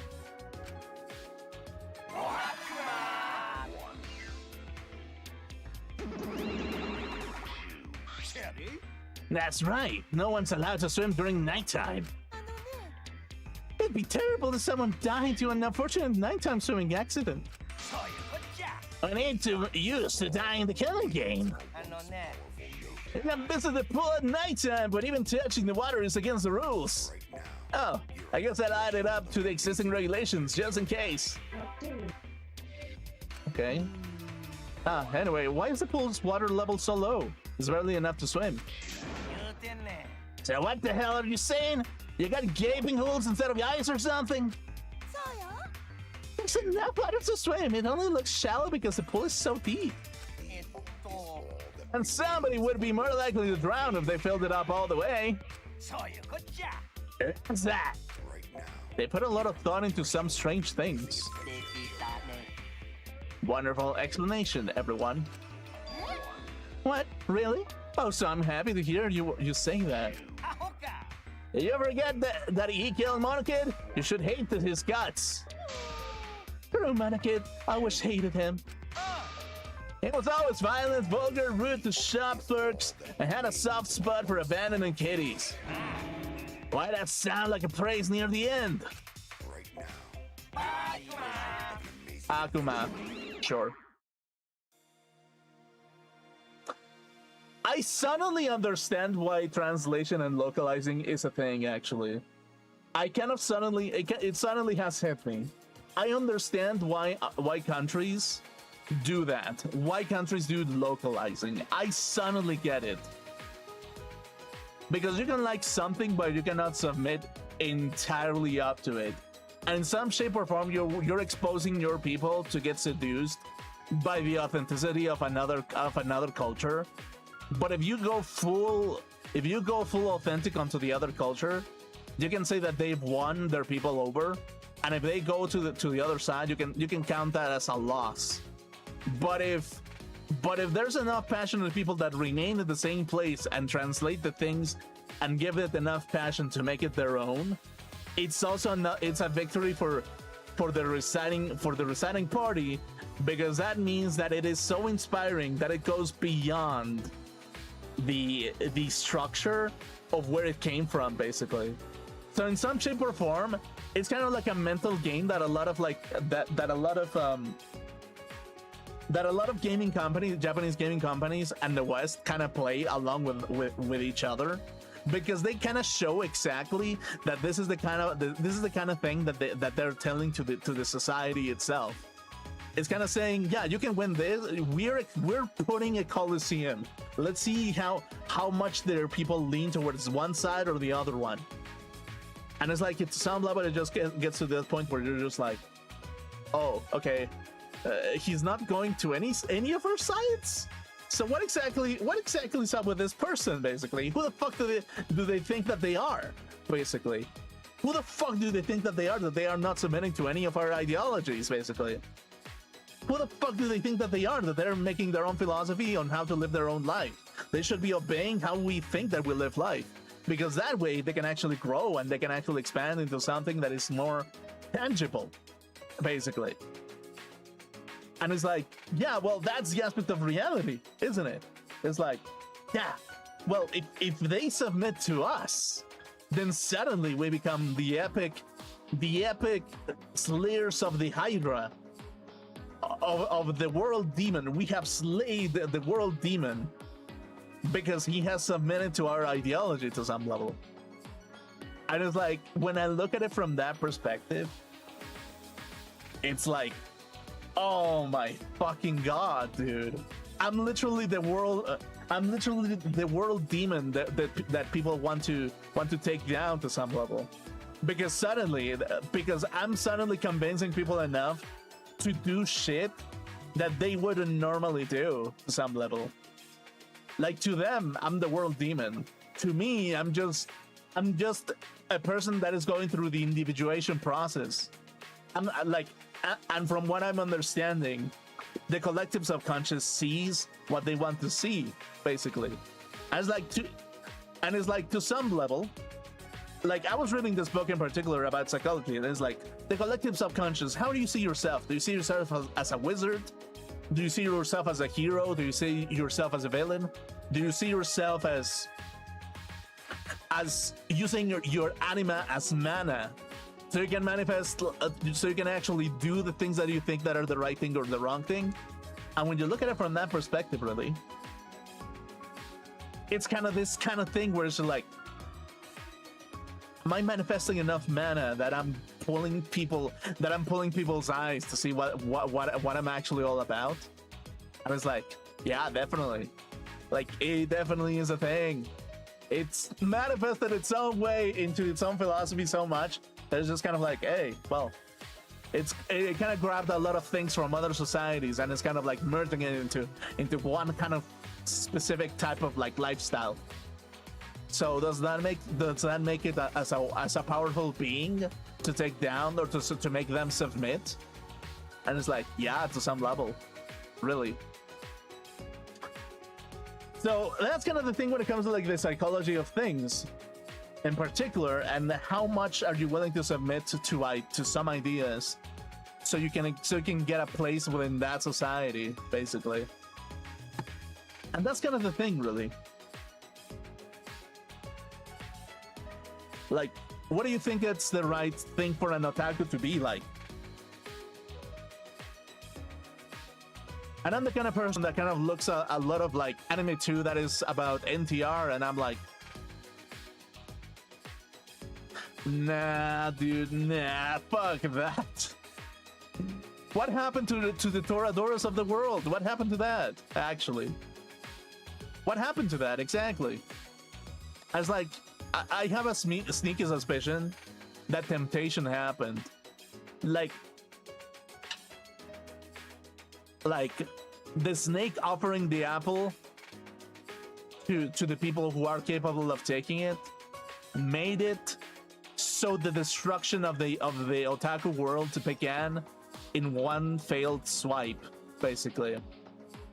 And that's kind of when you realize that it's like, yeah, a lot of the things that kind of like get exported is like a manifestation of what they actually want in some shape or form, basically.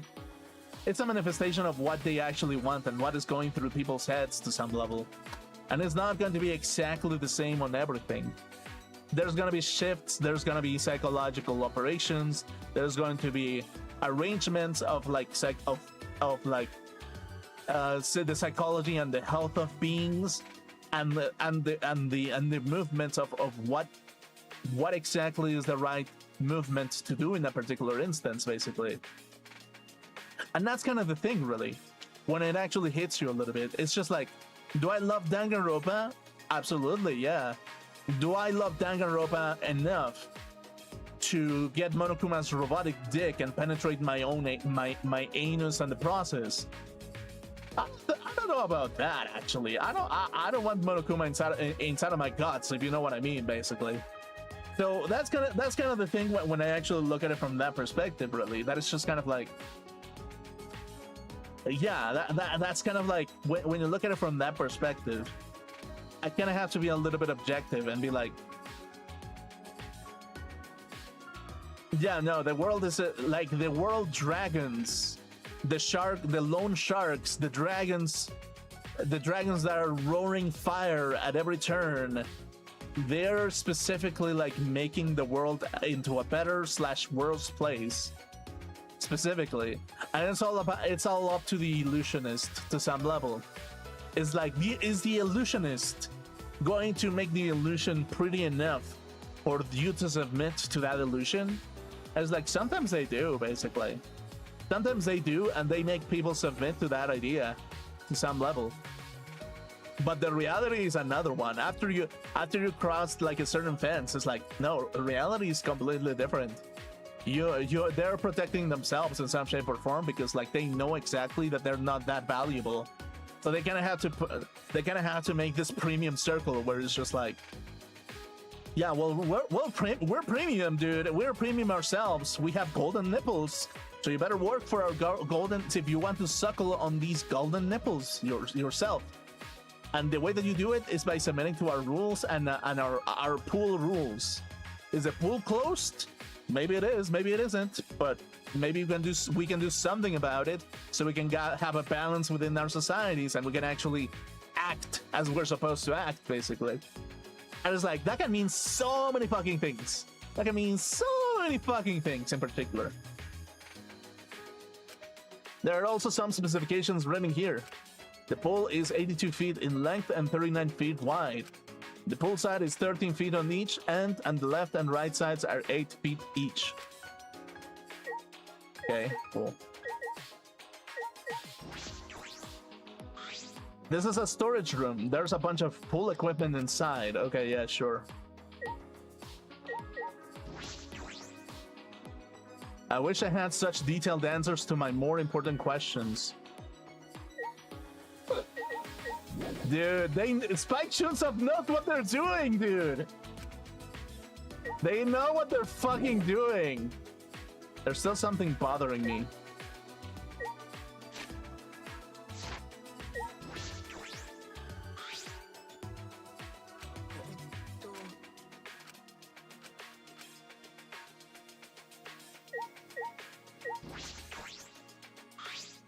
It's a monitor for communicating with us.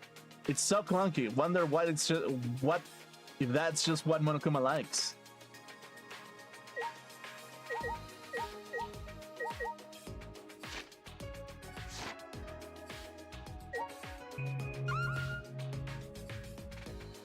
Oh, this thing.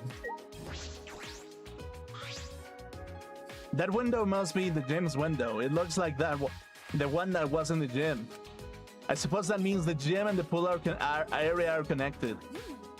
It's pretty standard for a school to have the gym and the pool area near each other. But I think the pool can be moved to such a larger area. There's plenty of land in the courtyard. What about here? I don't know. Okay, sure.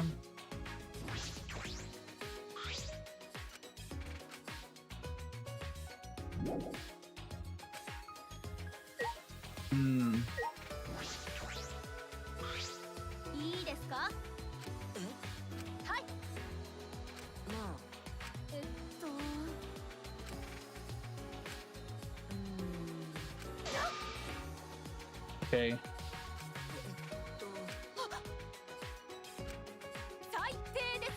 The genders can only care about used swimsuits or ones that girls are wearing, don't they? If that's the case, then the swimsuits in the warehouse are definitely safe. Okay, yeah, sure. And that's kind of the thing, is like, the more I understand Japanese culture, the more I'm like, oh, that makes so much fucking sense, dude. Like, actually, like, that makes so much fucking sense. Like, in some shape or form, ironically, Little Timmy has allowed me to see how Japanese actually think. Little Timmy has made it clear what exactly is the mentality of the American. Like, Little Timmy was being hit by Little Timmy has made me realize what the world is actually all about, basically. So yeah, to some level, it's just like, yeah, no, it's weird, actually.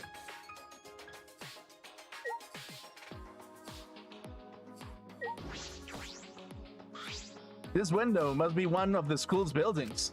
I remember all of the windows being sealed off, but this window in particular looks like a normal window. What room does it belong to?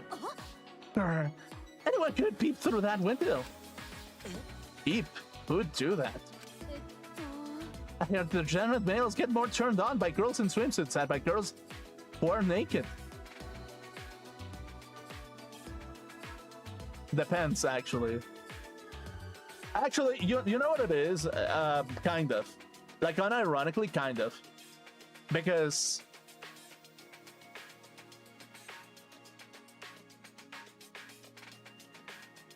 bikinis are kind of lame. But once like a onesie, well, like a one piece of a swimsuit that is tight is probably way more satisfying to look at than something that is just that leaves nothing to imagination, basically. So it's kind of like, yeah, I kind of get it to some level, basically, yeah. And they go bonkers over the bloomers that we wear at our over our panties that we wear over their privates. What are girls supposed to do against the filthy desires of degenerate males?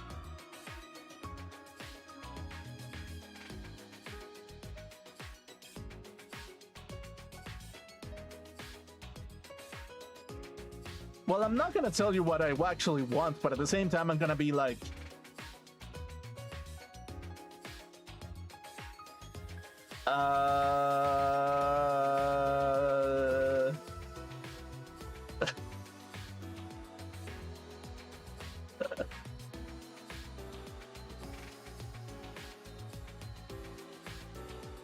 you're supposed to submit to a good-looking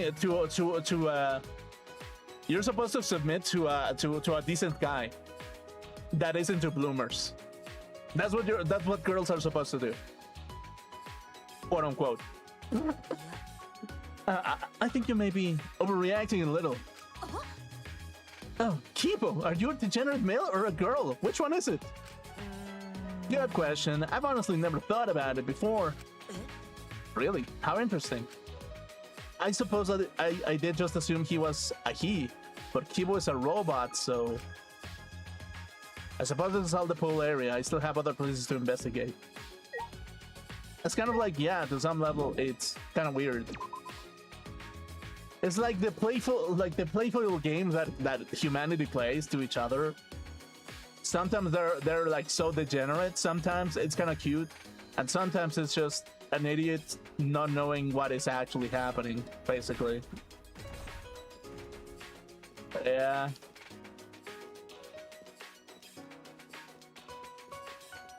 Games you play, you take it or you leave it. Things that they say aren't right. If I promise you the moon and the stars, do you believe it? Games people play in the middle of the night. I love that song. Like, the more that I listen to it, the more I'm like, dude, I love that fucking song in particular. Games people play, you take it or you leave it. Things that they say aren't right. If I promise you the moon and the stars, do you believe it? Things games people play in the middle of the night. Yeah. I fucking love it, dude. I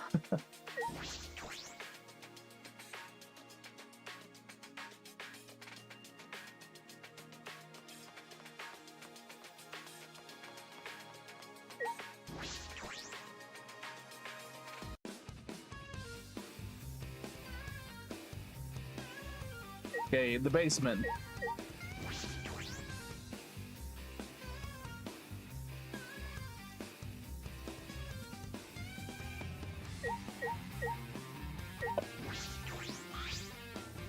It looks like I can't play this right now.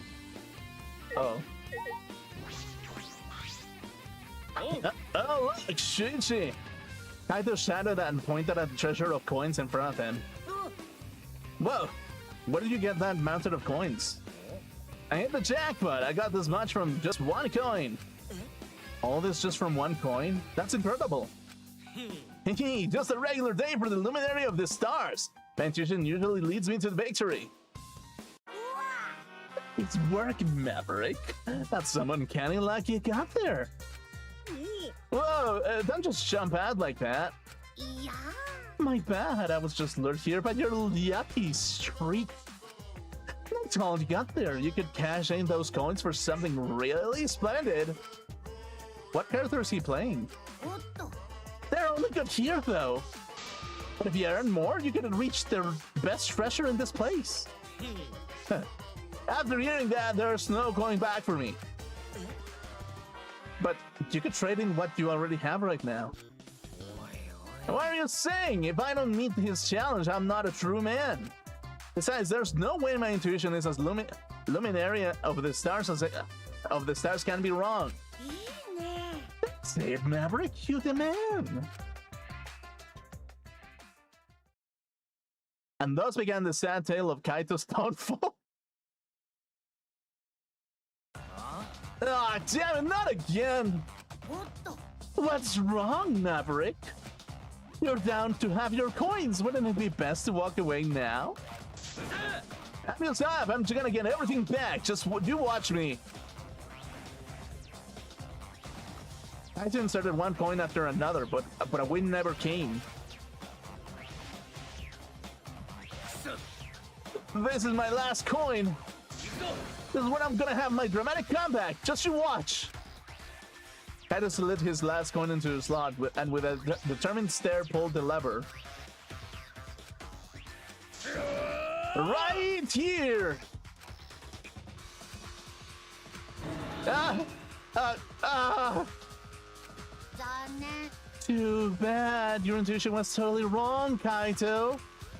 Man, I'm glad I built this casino. Watching you suckers lose everything is hilarious!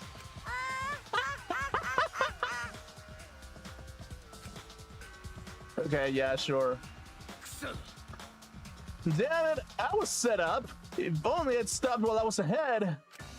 You do hear that from a lot of people who have gambled away everything. They think they can win just a little bit more and end up destroying themselves. I'm gonna quit gambling forever. You can bet on that. That's also typically what those people say. That's kind of like the funny thing about like gambling in general. If you think about it from some perspectives, that is kind of like, dude, it's like gambling is literally life. What do I mean by this? Like gambling is in every aspect of life. When you talk to a person out in the world, in the workplace, you don't know what you're getting into. Basically, you're gambling your time onto another person's time, and the more that you gamble, the more you discover what is inside of that person, basically. And the more that you discover what is inside of that person, you may find things that you really don't like, but you emotionally invested enough with that person that you're like, shit, I guess I'm stuck with you at some point. And it's like, when you kind of realize that, it's kind of too fucking late. That it's just like, oh fuck, what do I do now? Because I'm stuck with this fucking stupid person now. My psyche is adapted to have a positive reinforcement whenever I see this person, but it also has a trauma attached to it.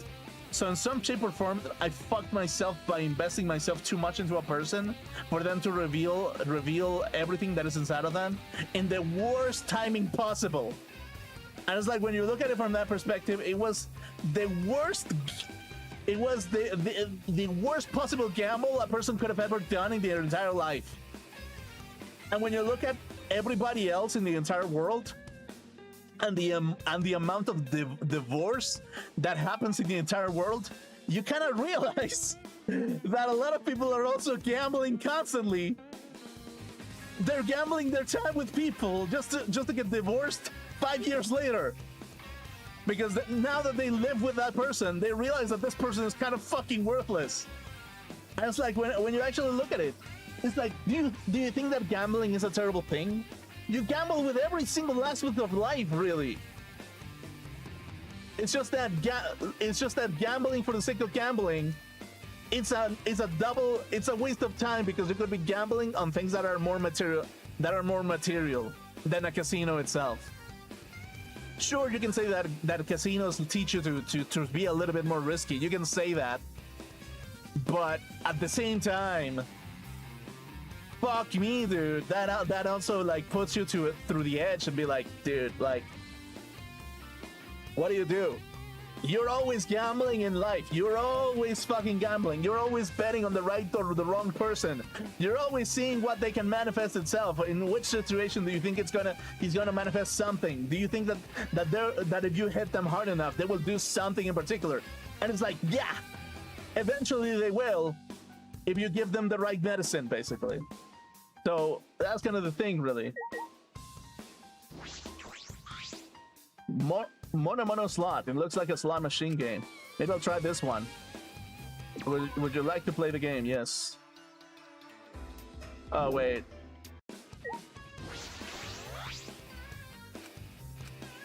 Read the rules. Mono slot. How to win at slots. Insert as many coins as you'd like, then spin the slots. You have a 100% chance of winning if you never stop. Spin, spins forever.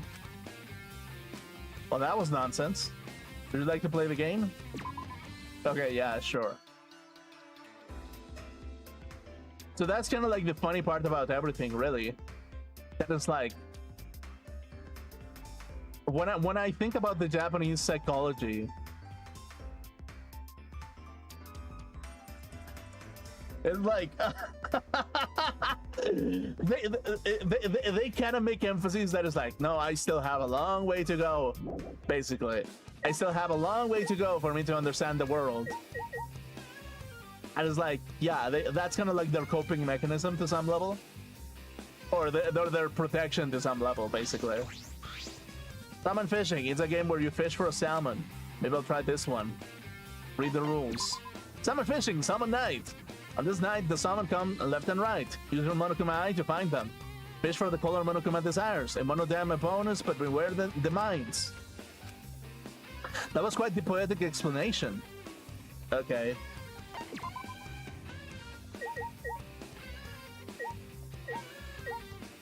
Okay, yeah.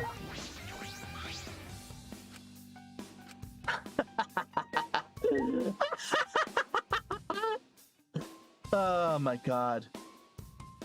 Dude, what the shit, man. It's like, for sure, Spike Chunsoft knows exactly what the fuck they're doing, man. They know exactly what they're doing. They know how to build their castles. And maybe they didn't know how to build their castles before, but after a while, they definitely knew how to build them. Basically,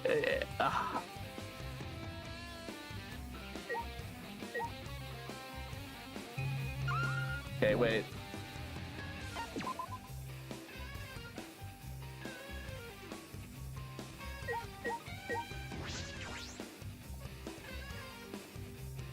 Owned.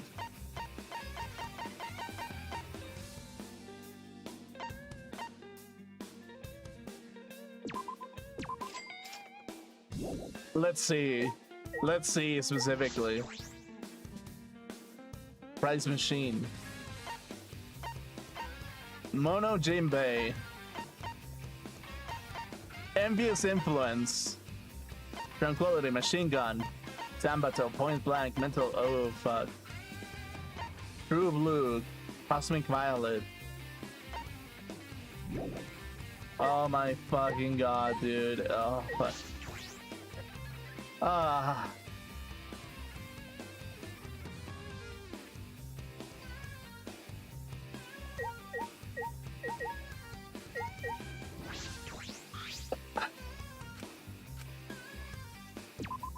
Okay, let's see.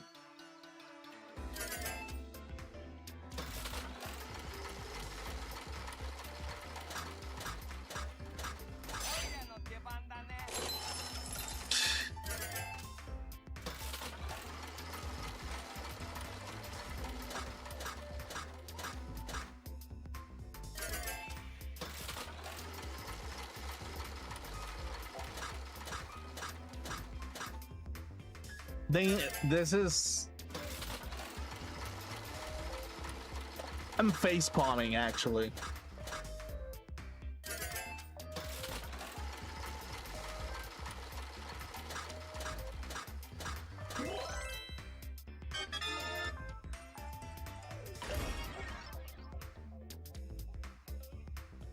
I'm face palming so hard.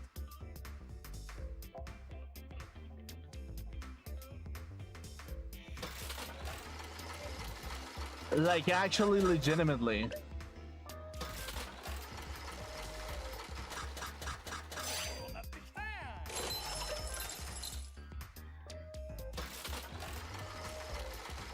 Oh my fucking god.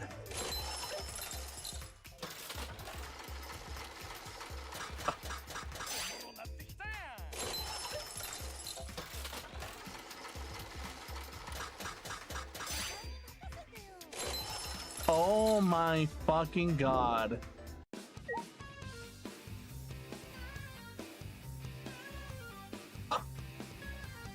No, you're not winning. You're never fucking winning in a casino. You never are. Even if you think that you got some money out of it, you're never fucking winning. Definitely fucking not. You never are winning. Even if you... Okay, here's the thing. Even if you spent enough time in a casino to get $1 million, you've already lost.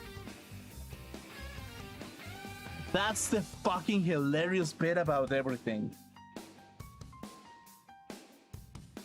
That is the fucking most hilarious thing I've ever seen in my entire life, and it didn't hit me until now. Really, it didn't hit me until fucking now.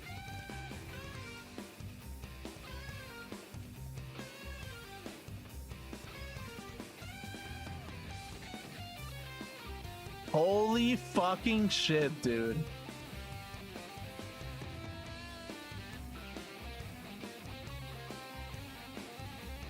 Yeah, no, casinos are the embodiment of self-destruction. They're the castles of... They're literally the castles of absolute mental destruction. Literally. You've already lost if you enter that casino. You already lost. Oh my fucking god. The mono slot. It looks like a slot machine game. Maybe I'll try this one.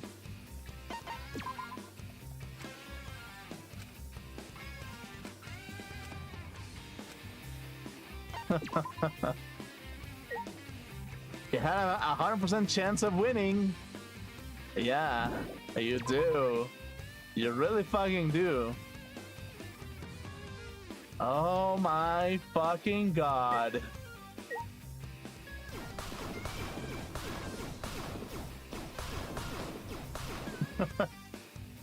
And it's like they shove oxygen into casinos as well to keep you active too. Oh my fucking god, dude. Oh my dude.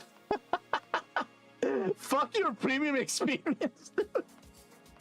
I'm gonna piss inside of your fucking mouth. Oh god, yeah.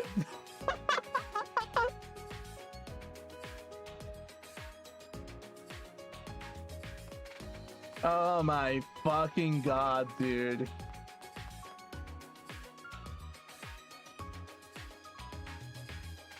No, I'm starting to think that that Mexicans are the good guys, actually. I'm starting to think that. I'm starting to think that Mexicans are the fucking good guys, not the Americans. Like, legitimately, I'm starting to think that.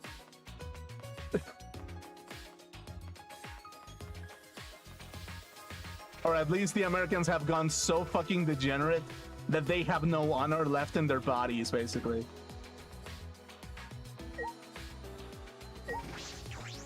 Whereas, like, will the Mexicans be the good guys forever? Probably not. But at least for the time being, we're the good guys. Really.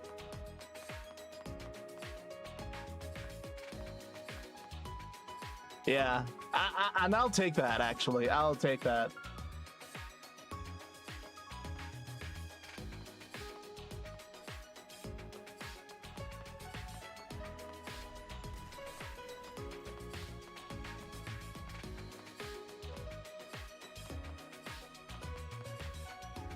Okay, where am I gonna put this sphere?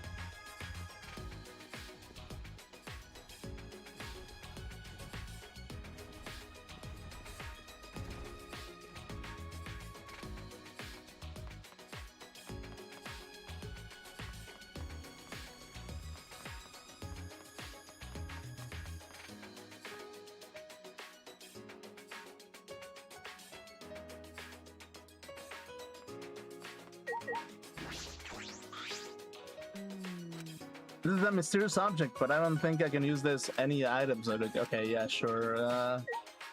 What the fuck do I do now? Where else could I use this object, basically? A ball.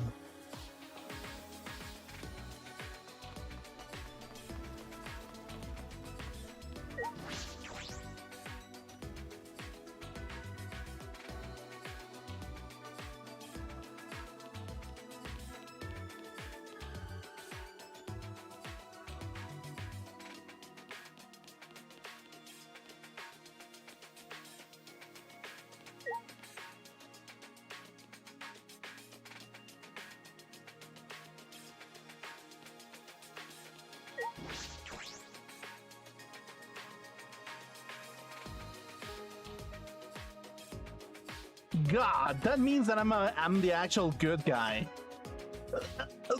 I wanted to be a demon. Fuck. What? Why the fuck am I the goddamn demon of balance and shit? God fucking damn it, dude. I'm literally the demon of self-restraint to some level, which is kind of hilarious in its own way. My magic is reacting. Your magic? There's something around here. There's no mistake. Okay. Oh, maybe this thing? Click, click. Okay. Oh, you came here after all. It's plain to see this strange thing here is just something. So it is plain or strange? Okay, whatever.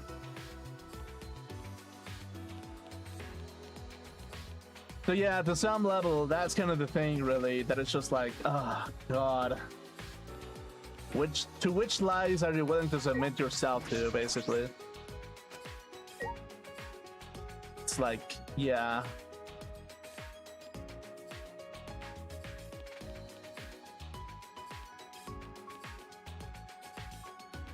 What is the mystical aspect of your symbols?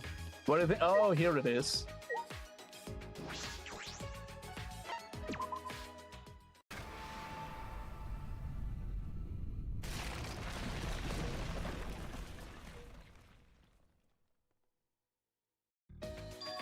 The wall came down?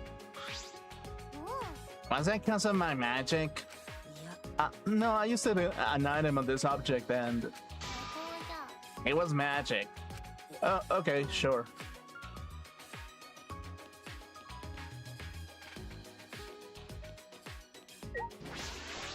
This door is different from the others and might be at the ultimate research lab.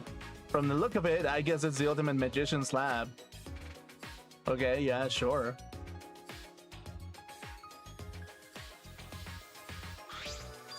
As I suspected, it's full of stuff related to magic tricks. Whose research lab is this?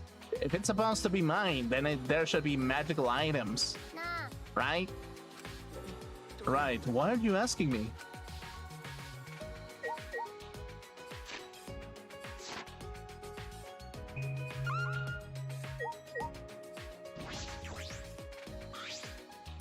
What a huge saw. This room can't be locked, but we don't just have to worry about the tricks being stolen. Domingue didn't finish her sentence, but I knew what she wanted to say. It's not that I'm thinking the killings are going to happen again, but... Right. I can really feel it now, just how bizarre this situation is.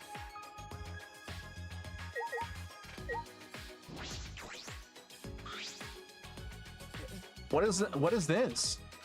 It's a huge cauldron, like one a witch would be staring at children's book. Now I'm going touching whatever you want. That pot is collecting mana. Mana?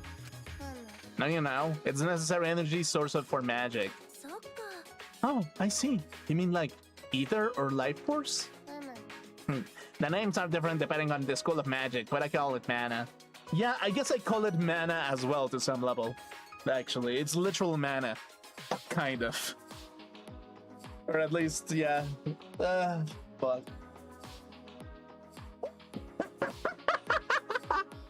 It's weird. Oh, my demonic holy magic. The divine demon. The magic of the divine demon. Let's call it that. Let's do that. This place is filled with mana. It's perfect for me. Is that so?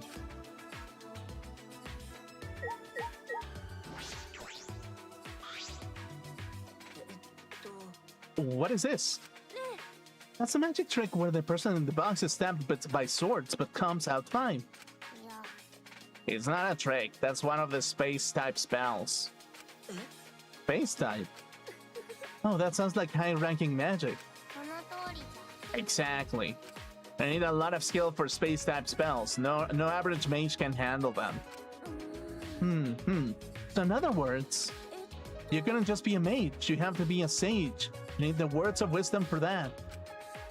Kamui was somehow able to follow all of that. Okay, yeah, well. Oh yeah, to some degree, is like the illusion of space, basically. Yeah.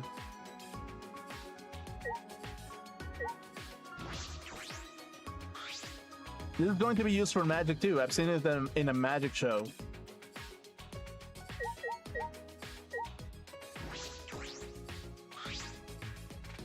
This is a big cage. Hey Himiko, what kind of magic trick do you use for the cage for? お主 It's not a trick. I'm telling you, it's real magic. Oh, sorry, I forgot about that. うむ I use that for a number of spells. It's also good for carrying my familiar. Familiar? そっか Oh, you mean the trick where a dove comes out of your head? Do you mean a magical animal? うむ Yes, that's right. But my familiar isn't a dove, it's a tiger cub. A tiger cub? なんということでしょう It must be so cute. I'm jealous of you. Being able to pet something fluffy like that whenever. I'll admit, even I'm kind of jealous, actually. So yeah, that's kind of the thing when it comes to like psychology, basically. When it comes to like collective subconscious. From what I've understood, basically. It's like we need more magicians in the Mexican side because like we've been eating so much bullshit for so long. And the reason why that is because like we collect in our collective subconscious, we idolize the Americans because they do a lot of fun, cool shit. When in reality, it's just kind of like, no, they're self-destructing themselves with that cool, fun-ass shit, basically. Really. So it's like, within the Mexican collective subconscious, we kind of have to settle down and not idolize what is actually wrong to begin with, basically. Because it's like, at that point, we're just hurting the American people by idolizing them 24/7 to some level. And it's like, yeah, that's kind of the thing, really. Like, we're hurting them by propping them up.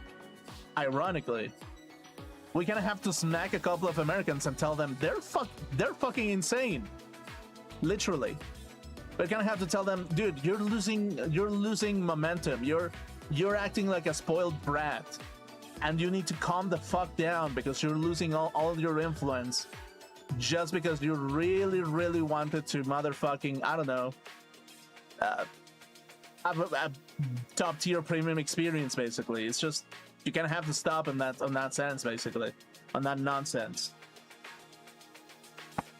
And yeah, to some level, that's kind of the thing. Is like, what school of magic do you actually go to, basically? Are you the wizard hero? What kind of hero are you to some level? And it's up to you what you were fed growing up, basically. And it's like, yeah, that's kind of the thing. You know what I got fed growing up, basically? life is a Sengoku era battle. It's always about getting the best retainers, stealing them out of like their castles, so that you own the place basically, and you unify everybody under one flag basically. And it's like, when I think about it from that perspective, it just kind of makes sense that it's just like, dude, like literally that's what my programming has made me in some shape or form. Like subconsciously, that's what my brain is telling me specifically. I have to be the dude with the hyper weapon basically. And it's like, oh god, fuck me, dude. Or something like that basically. Which is kind of weird actually if I think about it. Yeah, a little bit. Yeah. But of course there's like different angles to do it basically. It's a huge water tank. I wonder if this is for a magic trick too. Okay, sure.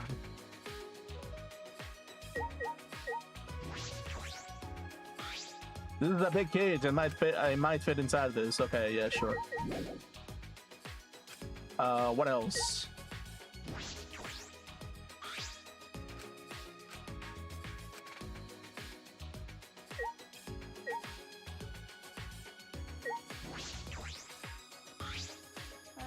Yeah, they mixed up magic tricks and real magic, but that's a pretty thorough collection. あのさ、 It seems like there are labs for everyone, but why prepare so many?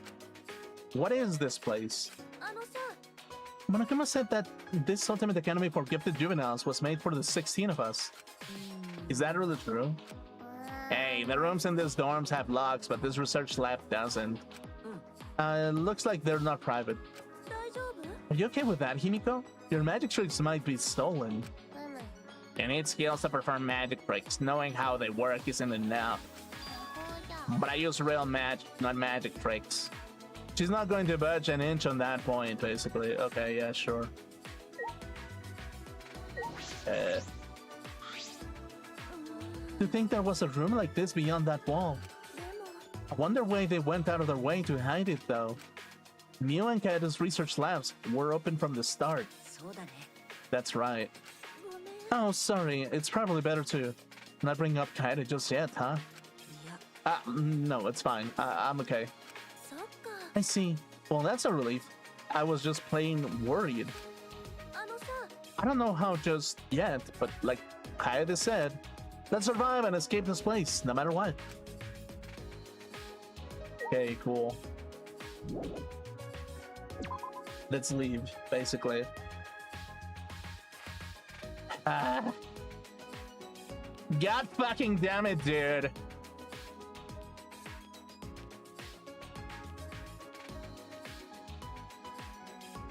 And it's like, that's kind of like the thing when it comes to like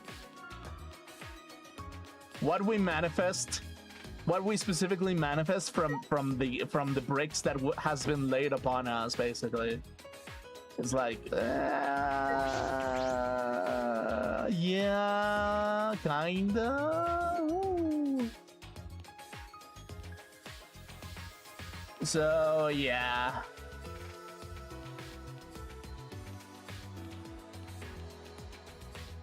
The killing game has continued being the thing that it is, basically. Where is the thing exactly?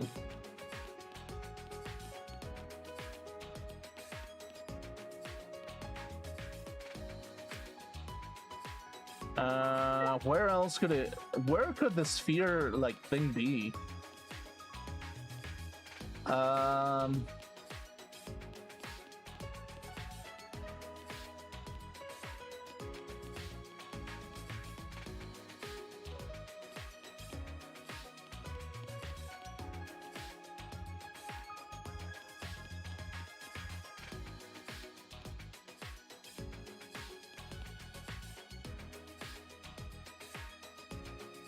Could it be over here? Maybe.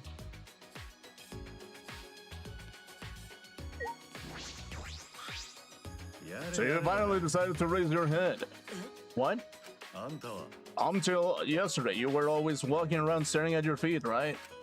Even when you had to look up, you used your hand to block out what you didn't want to see. I can't deny that. This world can be too big and bright for eyes that have spent too long staring down. So be careful. Don't let your eyes deceive you. そうだね。 Yeah, you're right. Thanks. Sorry for the unsolicited advice. Yeah, sure. Oh, that's where the sphere goes, for sure. あのさ、 What I wonder does Monokuma wish for us to do? What do you mean? I cannot fathom the reason he should give us those items that makes us research the school. Now that I think of it, the school regulations did mention searching the school. With minimal restrictions, you are free to explore the campus at your discretion. This rule is indirectly urging us to search the school. Yes, I suppose this is true. そうだね。 What will come out of our search, and how will everyone react to it? I shall closely observe each of them as well. Okay, yeah, sure.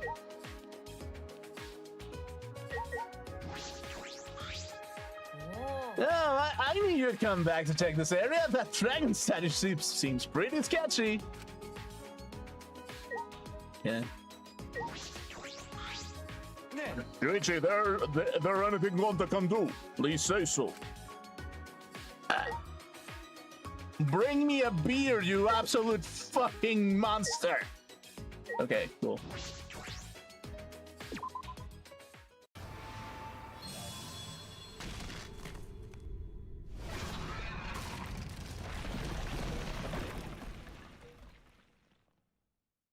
Oh yeah, the eye of the... Wait, actually...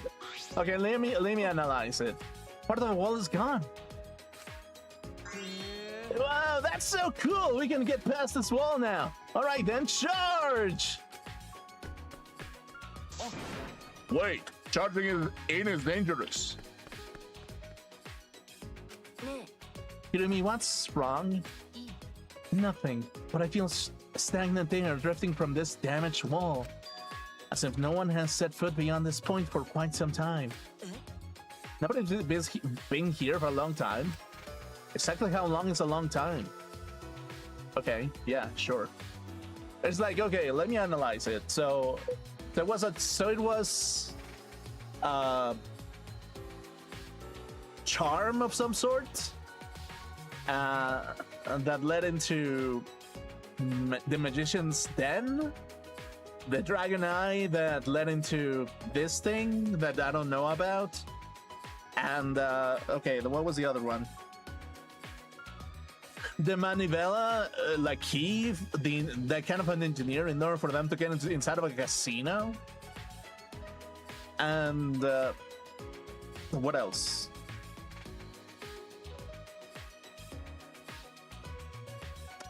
I missed the other one. What was the other one?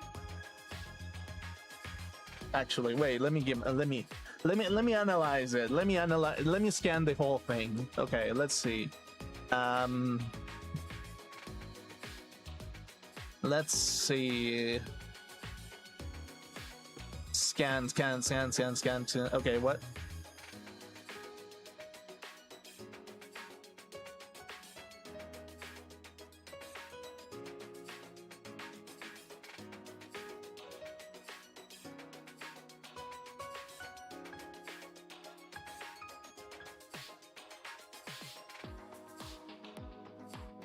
Oh, the ocarina. Okay, see, the ocarina opens up a pool that with water that is half empty or half full.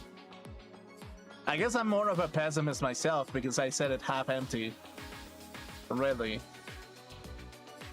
So so psychologically speaking, I have to be like, yeah, because I'm pessimist.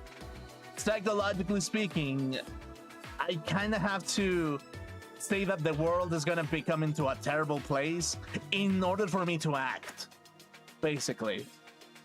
So if I know psychologically speaking that the pool is half empty, I have to be I have to use my pessimism to say I have to do something about it because things are gonna get worse.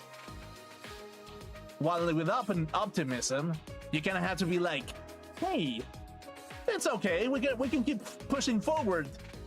It'll be okay at the end of the day. And it's like, to some level, there's some truth to that, basically.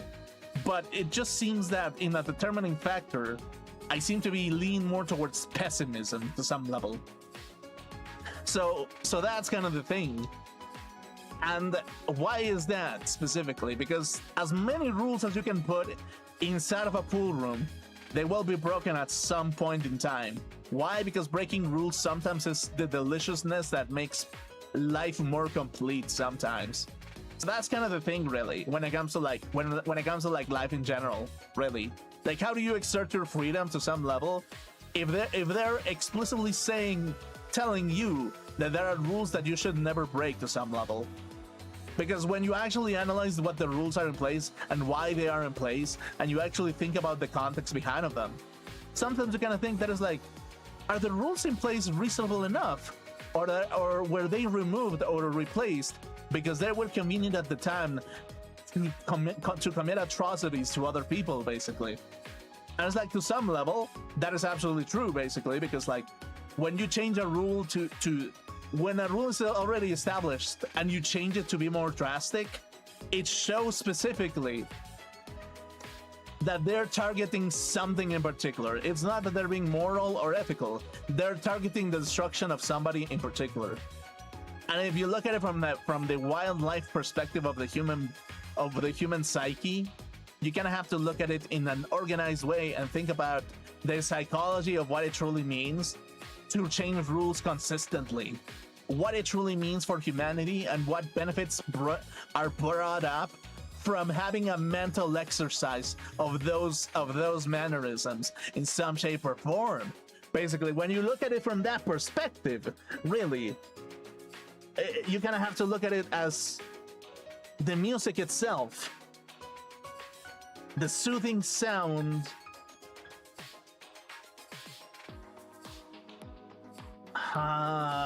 Maybe that's what the pull means, basically. Maybe that's what the pull means specifically.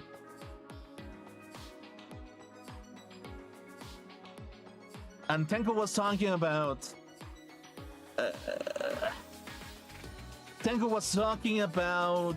how degenerate males. What is a woman going to do when degenerate males are enjoying swimsuits and bloomers?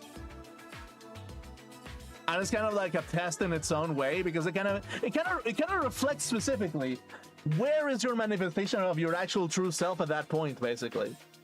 And when you look at it from that perspective, it's kind of like, well, yeah, maybe submitting to someone who is worthy enough is not a terrible thing, basically. Yeah, actually, I think that's kind of like a good thing to do, specifically. If there's someone heroic enough, or like powerful enough, or like capable enough, agile enough, it really depends on the woman's perspective of what is actually something good to waste their time on and bet time on it, basically, when you look at it from that perspective. Yeah, maybe.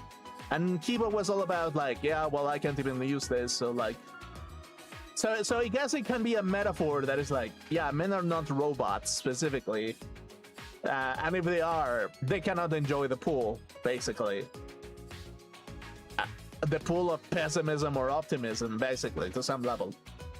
And there are probably humans who are kind of like robots to some level, and they never get to enjoy that kind of experience, basically. Which in itself, you can say that is a little bit tragic if you think about it. And it is. So maybe that's what it is, basically. Maybe I'm reading too much into the situation, really. So I kind of have to look at it from the perspective of, okay, so psychologically speaking, what benefits the engineer the most? This is what, and this is not a determining factor. It's not 100% rule of what an engineer will most likely enjoy. But this is kind of what Spike Chunsoft's structure is telling you. That is like, okay, you're an engineer. we can give you the tools so that you can manifest your ingenuity into the physical space that you're into. We can, if you're an engineer, we can give you the things that you want, basically. And they're a little bit more blunt about it. They're more like, hey, we can give you fancy things, golden experiences. If you're an engineer, we are going to tell you how it is, the benefits that you can achieve to some level. The musicians is more about meaning. It's more about pessimism and optimism, and the flavor that a woman can give you, basically, or a man can give you to some level. If you look at it from different perspectives, the charm in its own way, it's the magician's path, where like the magician is all about convincing people to some level that the illusion is true in its own way, to construct a beautiful lie to some level. Which is kind of like, yeah, that's kind of like the whole shtick of like Danganronpa to some level. And the dragon, well, we're about to find out, basically, so let's see.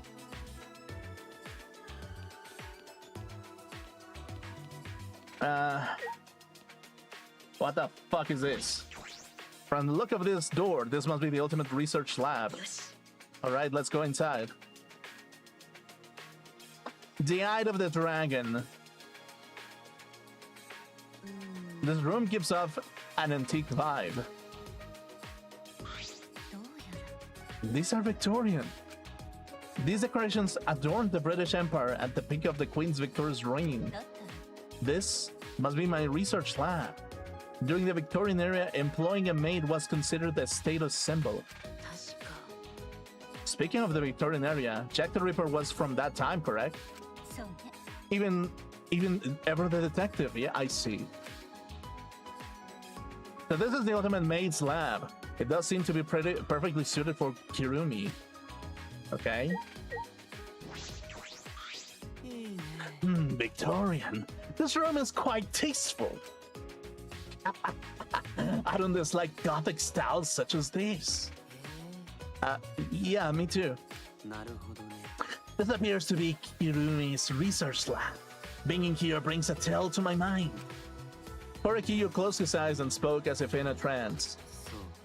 The era is 19th century England. A gentleman who pledged his loyalty to the Queen and a modest but beautiful maid. The story of a love that blooms between the light and darkness of social classes. That sounds like a plot of a manga for girls. Is that so? Then are you saying I am like some young love-struck girl? So that's how I am reflected in your eyes. Fascinating. I have no idea what that's supposed to mean. That's kind of interesting, actually. So yeah, I mean, maybe to some level. There's a doll at the dining table, perhaps a family dinner. This is my... That was kind of... huh.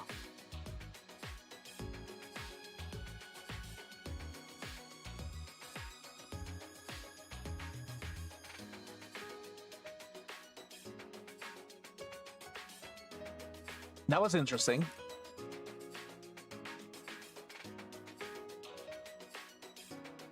This is my research lab. Then I presume these figures represent those I must serve.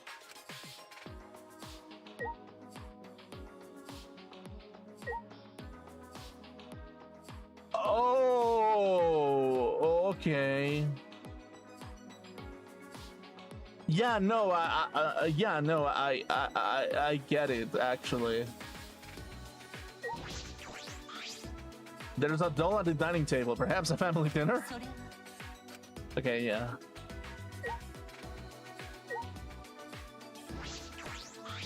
I wonder if there's a bunch of maid uniforms in this closet. Instead, there are a bunch of laundry machines, vacuums, and pressure washers. These appliances will prove most useful when I perform my cleaning. Cleaning? You mean the school? Kirumi, you don't have to do that. I do not mind. To serve others is a maid's duty. Selfless devotion is the principle by which I perform my responsibilities as a maid. I can cast aside my personal feelings for the sake of serving everyone. I suppose that's what makes you the ultimate maid. Most people wouldn't do that. Please let me know if you have a request. Given our situation, I will not take monetary payment. 何でもするわよ I will do anything you ask. Anything. It's kind of intimidating if you say it like that. A little bit, yeah, definitely.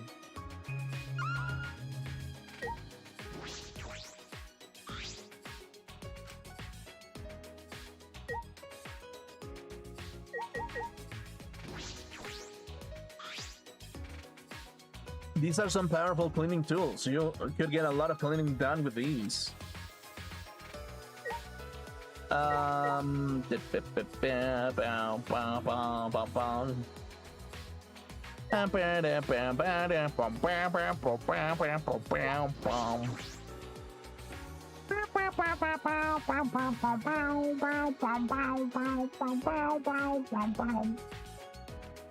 Interesting behavior, actually.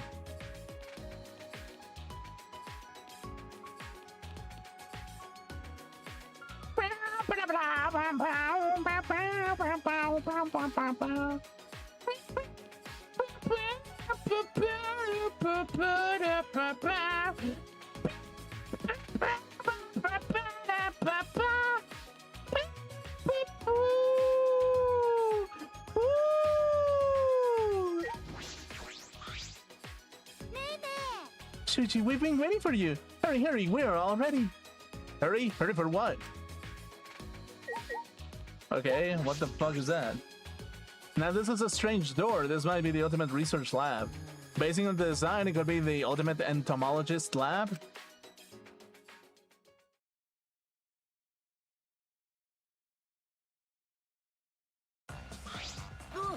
Whoa, look at these bugs! Insect specimens lined the entire wall. It was a little, no, very gross. Amazing, this paradox. I suppose I should keep my opinion to myself for now. Okay. There are a ton of the insect specimens on display. Pretty! Bugs shine brighter than sparkly rocks! Want to understand. The person who made these samples must love bugs.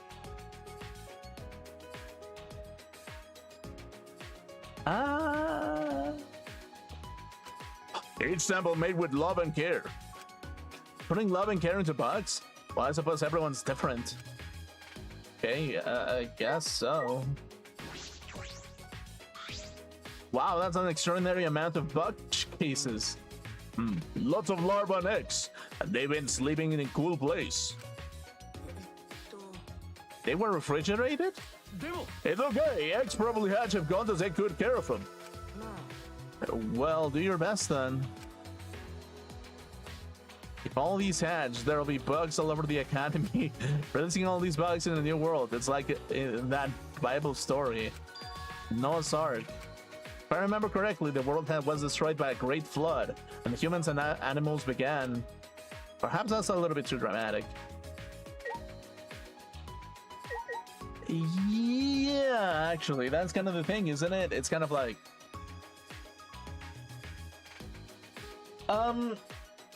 yeah, that's kind of the thing, isn't it? It's kind of like a curious little thought exercise. That is like... yeah, Gonta knows a thing or two, I think. Kind of. But at the same time, it makes me wonder specifically what this actually means.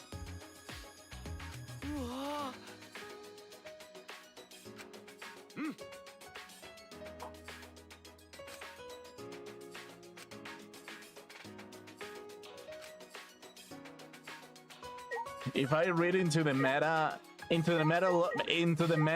of like the mental psychological castles, Gonta looks like the biggest fucking something. Gonta looks like something. Very, very spooky, actually. Over what he's supposed to represent in a psychological mindset. There are a lot of books here. They all seem to be related to insects. Like, if I look at it from the view of the world, it's kind of like, yeah, that's different. I guess so.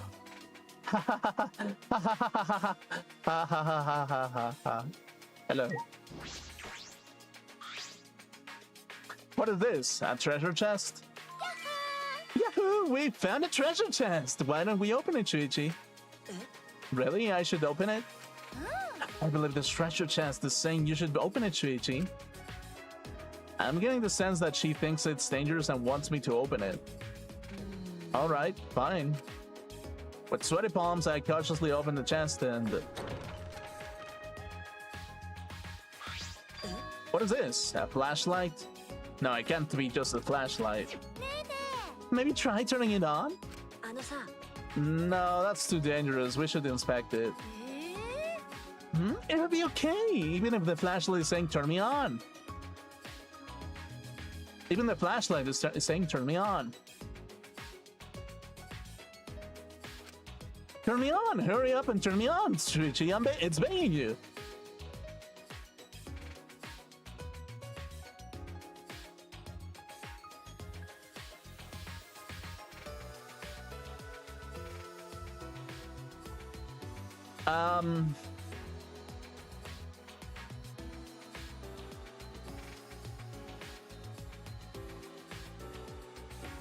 Oh.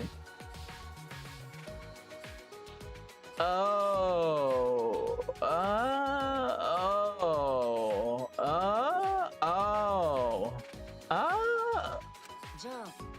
If you're so eager, why don't you flip the switch, Angie? Then I'll meet you halfway and inspect this flashlight myself. Meeting me halfway, huh? Once you understand, I'll come teach you. Bayonara. Angie snatched the flashlight from me and ran off in a bounce on her step. Wait, inspected? How?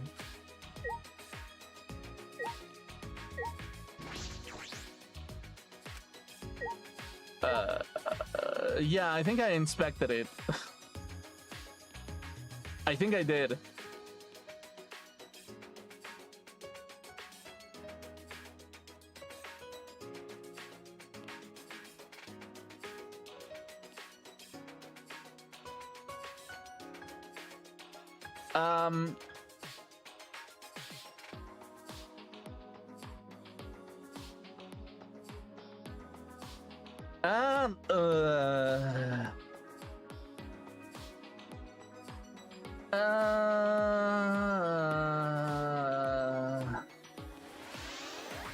Angie is a very dangerous woman.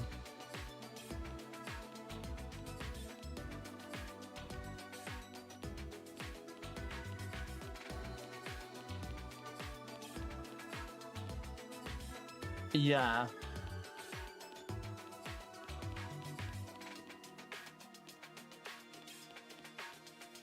Yeah, a little bit. Yeah.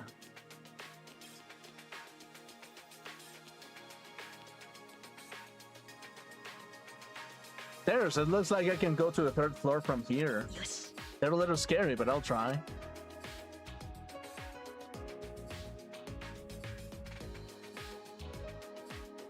Okay.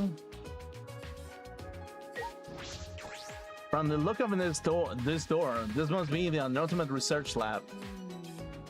Ultimate Tennis Pro lab. Okay. Okay, sure.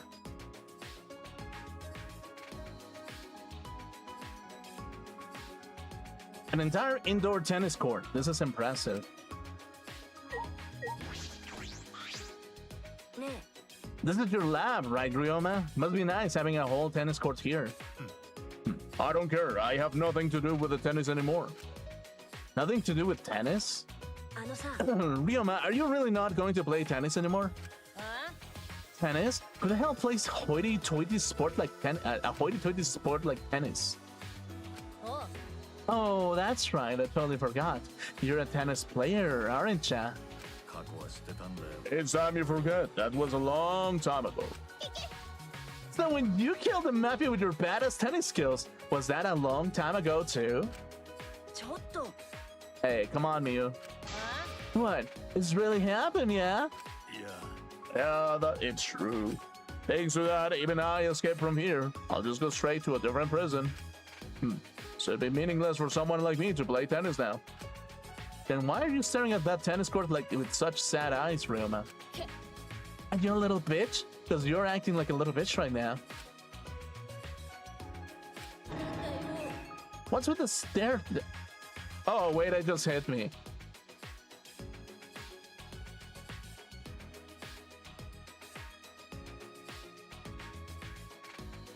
Oh, Angie's personality has layers, actually, and it just hit me twice.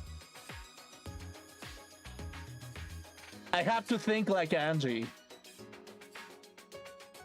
Oh god, Angie, what the fuck, dude? Okay, yeah, no. Angie is my least favorite character. Oh no, dude, Jesus fucking Christ. Okay, whatever. What's with the stare down? You're scaring me.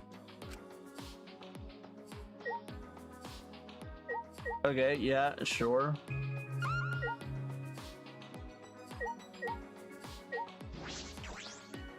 I'll investigate around here a little more.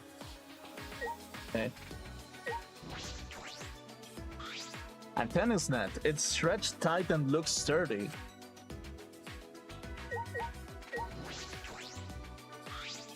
Is there a closet or something in the back? おっと、 There's the shower room in the back. Shower room? Why don't you boys go in and give each other a good scrub down? You're already the perfect height, Ryoma. You'll be lined up just right when you turn around to face Shuichi. なんだよ I was just kidding. I thought you'd laugh. Okay, yeah, sure.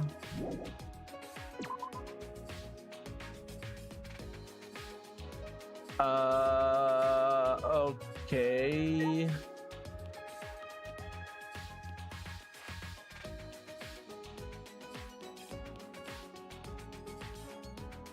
Oh, here we go.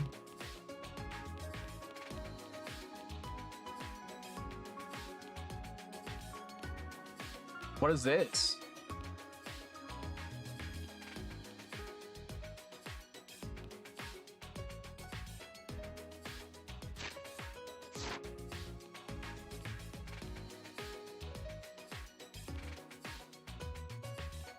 It's a Monokuma with like bat wings or whatever.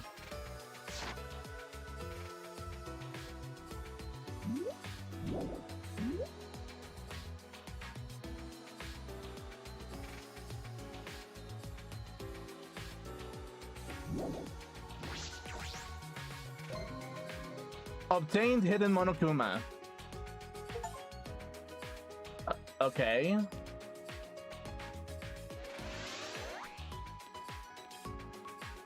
What in the Mario door is this?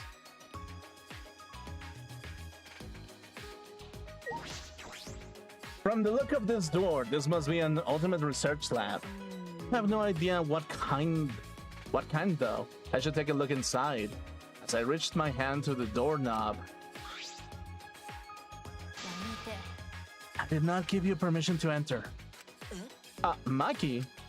So this is the ultimate child caregiver's lab. You wouldn't think so, judging by the door. そうだね You're right. Goodbye. Wait, can I look inside for a little bit? ダメ No. What? But there's no rule against people going into each other's labs. 知らない I don't care about the rules. I'm not letting anyone inside. Huh? What's going on? おーい Hey, what's going on? You guys aren't in the middle of a tiff now, are you? See? Thanks to you, an annoying brat has showed up. だってさ You hear that, Shuichi? An annoying brat has showed up, all because of you. Yeah. で So what's up? You don't want anyone to enter your lab, Maki? Let me push you, Shuichi. It's not good to stuff to stop that, that'll make a girl upset, you know? Okay, I understand. だったら Good, then stay away. If you try to go inside, it would be extremely painful. For you. Painful? What the fuck does that even mean? 何なの What, are you going to yell at me now? いや No, not at all. だったら Then go away. I guess that's...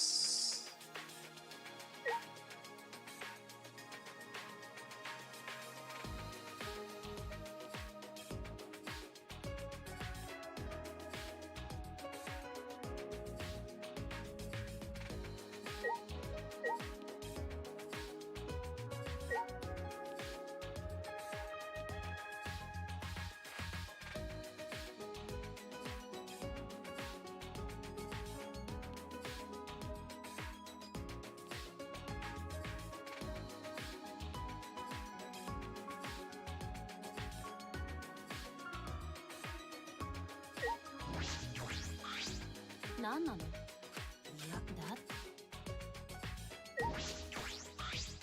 何なのいやだ何なのいやだったら何なのいやだ何なのいやだったら何なのいやだ Interesting. Cool.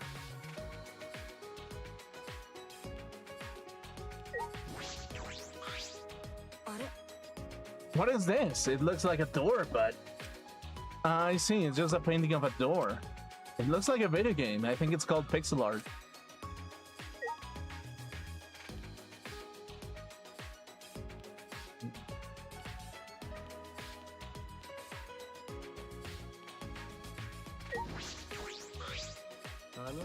It's not good to do stuff that make a girl upset, you know? でもさ But still, doesn't it bug you that she won't let us in? I wonder why.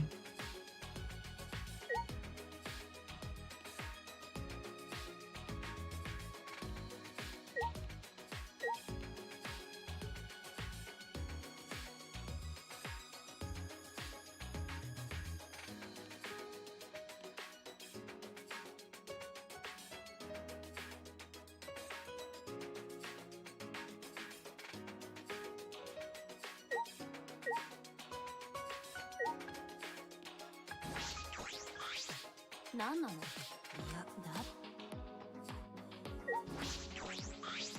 何なのいやだ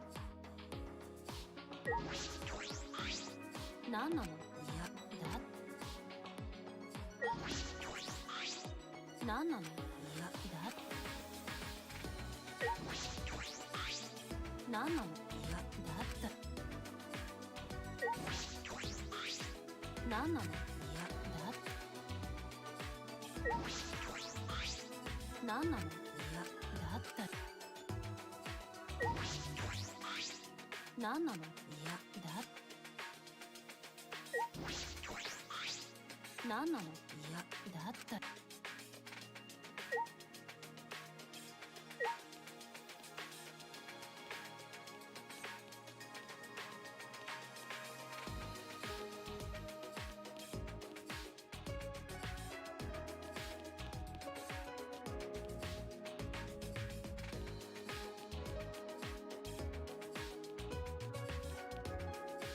Interesting character, I guess.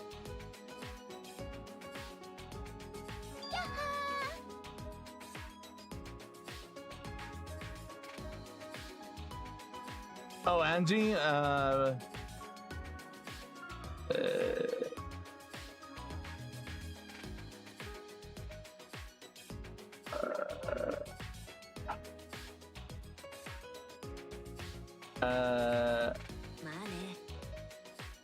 I probably accidentally did that, but sure. I didn't know you were here. I've been looking for you everywhere. Angie, did you find out anything about the flashlight? Yep, I finally figured it out. It seems like Atwa wants us to gather in the gym for an explanation.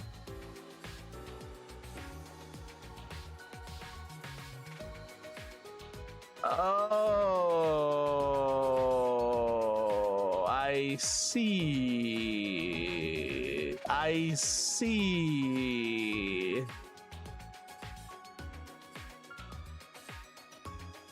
I see a little bit.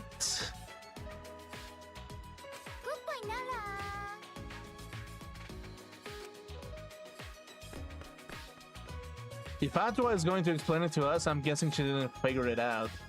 But in any case, I should go to the gym.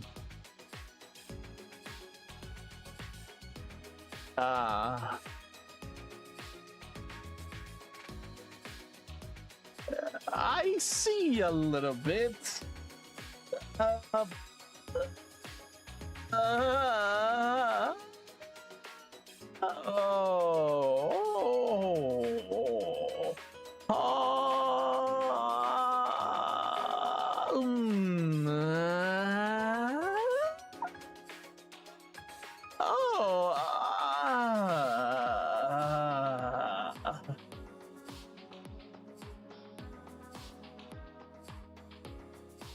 I mean, it makes sense.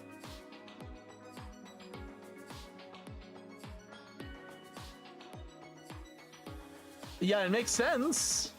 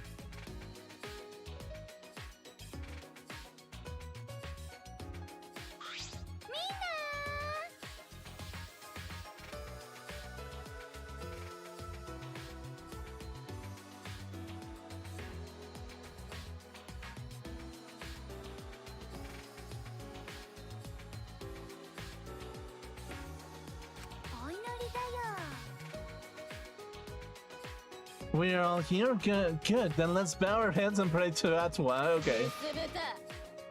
You're a real pain in the ass, you know that? Just tell us what you fucking want.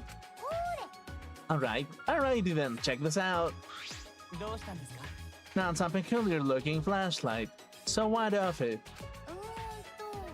I don't know what it is either. I inspected it pretty good. But in the end, I couldn't figure it out.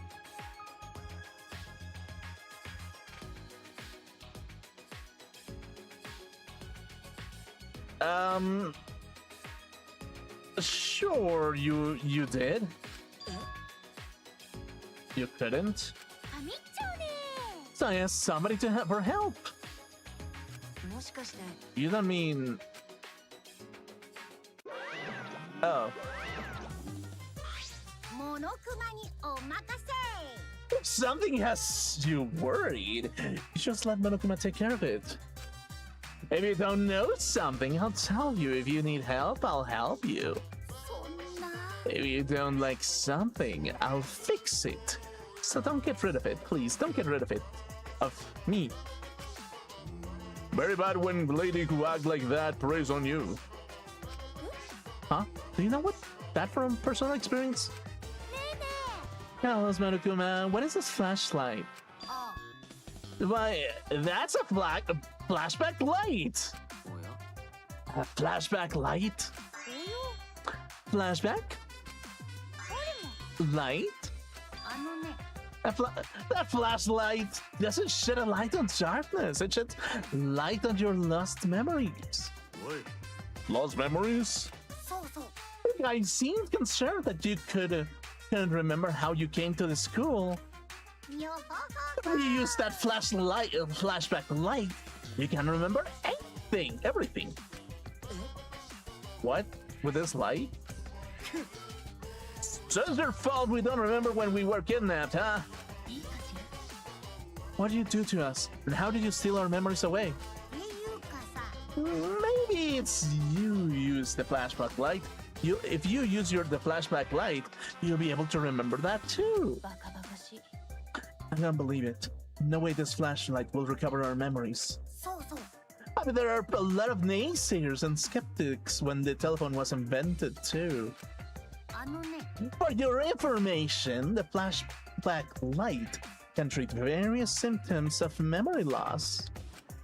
The light it emits simulates the basal ganglia and hippocampus. Not just that, but physical. ふう Phew, I didn't realize how boring it would be to explain. It basically works like that. Oh, okay.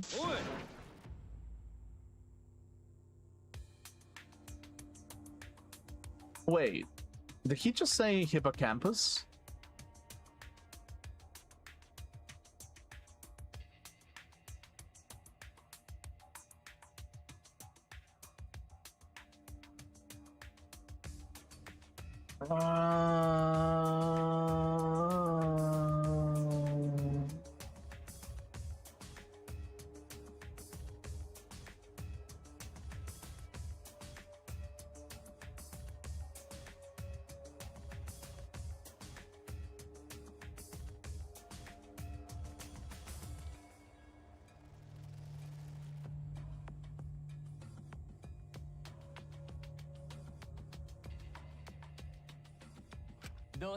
So, what should we do? えっと What should we do? You mean should we or should we not use the flashlight?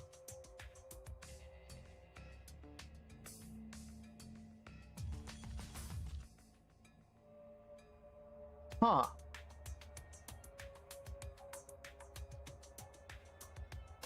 So let's think about it from a Stockholm syndrome type of behavior, and the flashing lights reflecting that kind of repressed memory to make the individual fearful of anything beyond. Make the individual fearful of anything that is not scary enough to be under.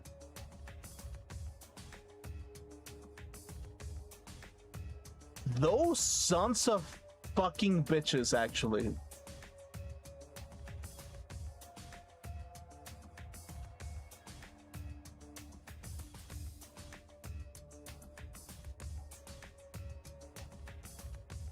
It can. Is it really that? Flashing lights, hippocampus, memory triggers.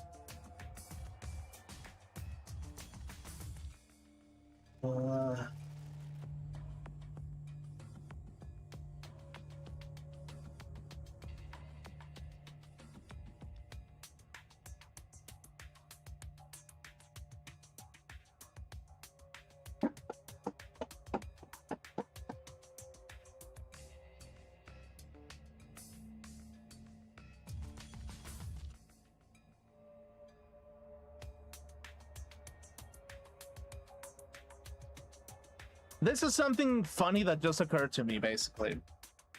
If you were in the internet on around the 2010s, basically, or like even earlier than that, you may know of something called Jeff the Killer, specifically. And if you experience Jeff the Killer in its original form, you probably got killed. In a metaphorical sense, Jeff the Killer killed you out of society.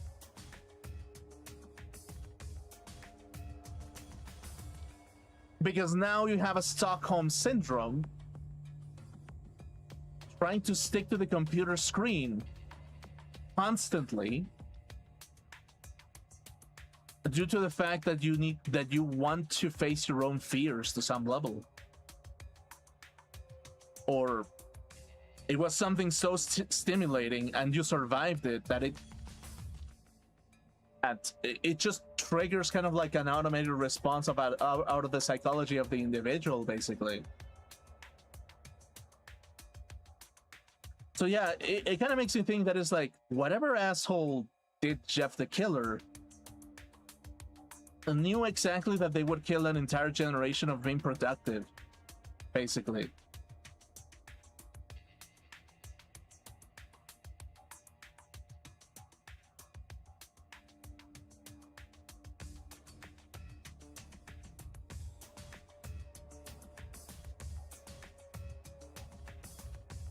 So yeah, I think to some level, if I look at it from that perspective, really.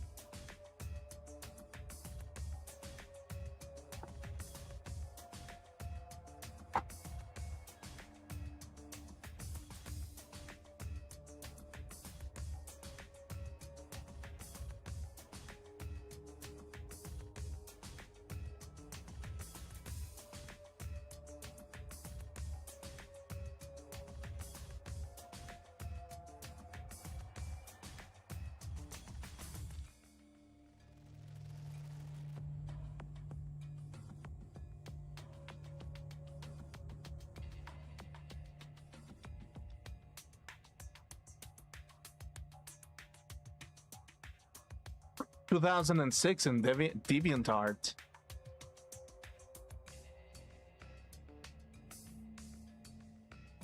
Both versions differ significantly in backstory, but the 2000 tale populars the phrase "go to sleep."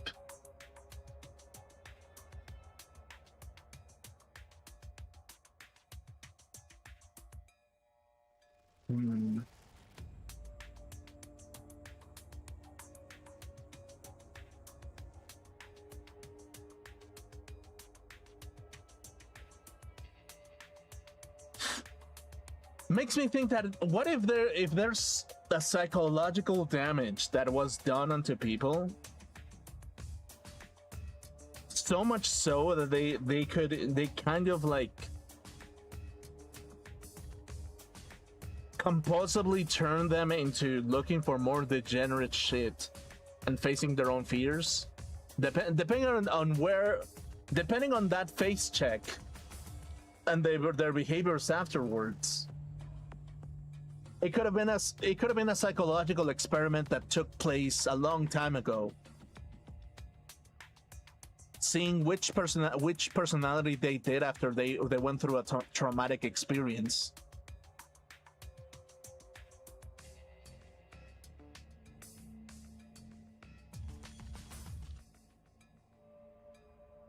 Kind of interesting, actually.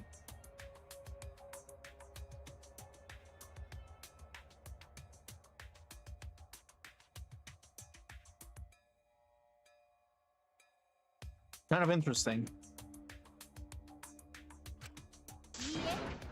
No way, I refuse. It reeks of fishiness.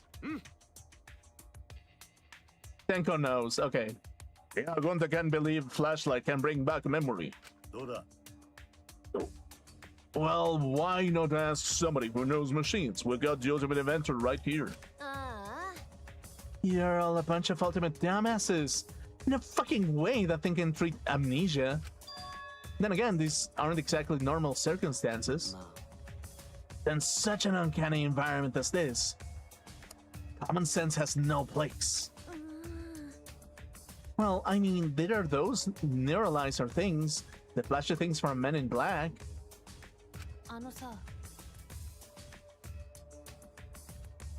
Why are you talking about the movie? This is real life. Yeah, no. Here's the thing. the brain itself can replace a traumatic event out of something that is familiar, basically, because it's kind of like a mechanism of self-defense. So, in a sense, you can technically speaking reawaken old memories if the exact same scenario happens. And it can be a psychological nightmare if it happens in that way specifically. So, a flashing light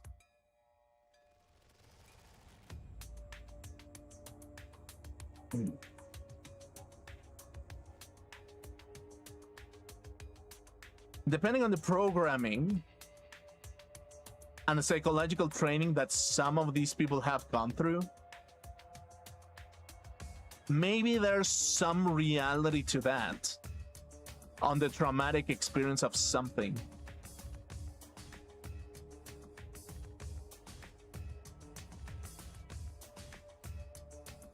It's interesting. そうだよね。 You're right, sorry. やだよ。 I don't think we should do it. I'm scared it might cause some weird side effects. あ Yeah, I'm worried how it will affect my magic. ーみんな Has everyone spoken? If we're in accord, I will consent as well. だったら What about you, Shuichi? You have not said anything yet. What? I... Alright, then let's decide it. Let's use it. Huh? Who decided that? We're all saying how dangerous it sounds. たくよ。 Dude, you guys are way too cautious. I mean, I understand why. We're in such a weird situation after all. でもよ。 But we can win by just running away all the time. What? いいか。 If you want to win, you gotta be a little reckless sometimes. If we can face this danger, there's a way we'll be able to defeat Monokuma. Well, aren't you confident? But you've got no idea how we're supposed to win, do you? おお。 Yeah, I've got no clue, but still, やってやろう if ぜ。 you want to win, you gotta make a stand somewhere or you'll never move forward.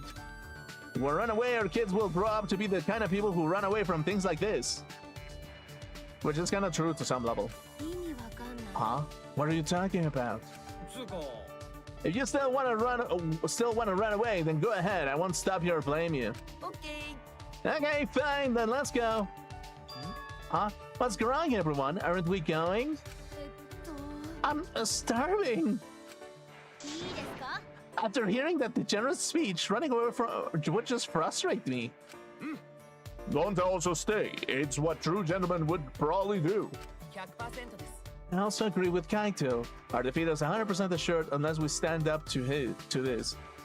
It's kind of funny because, like, you know how I make Tenko's voice as annoying as possible, but like legitimately speaking, I actually love Tenko's voice. Like, it's like, oh god, it's so good. That's how I feel deep inside, just a whisper. にしし。 You hear it in your ghost? I'm pretty sure robots don't have ghosts though. 笑いませんよ。 Leave me alone. I shall stay as well. I suspect I will be able to observe something most interesting. 土下座しろ。 If anything happens to me, you'll better beg my fans, the world, and humanity for forgiveness. おい。 So what are you gonna do, Shuichi? I'll stay behind too. おう。 Alright, だよね。 I'll stay too. So what if it might cause some weird side effects? That's no big deal. どうやら It seems everyone agrees with Kaito. Very well, I shall follow suit. Now it's decided. Hurry up and do it. わーい。 I'm gonna turn it on. Yeah, please. こっち。 Pochi. At the moment that Angie flickered the light, the world warped.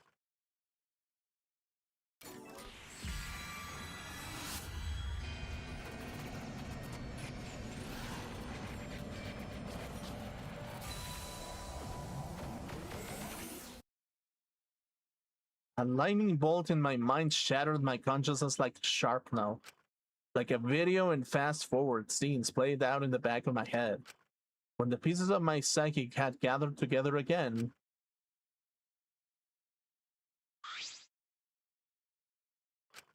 I remember. I remember now. I was running away. I had been running this entire time from the ultimate hunt. Those of us with ultimate talents were hunted down. I wasn't safe anywhere. Eventually, I had no place else to run. I was cornered, and to escape from the ultimate hunt, I threw away my ultimate talent to live as a normal high school student. By erasing my talent and my memories, I no longer had any reasons to be hunted. If I didn't do what I did, I would have been captured, a fate worse than death. And so I chose. I chose to gamble on a new technology developed in a particular facility.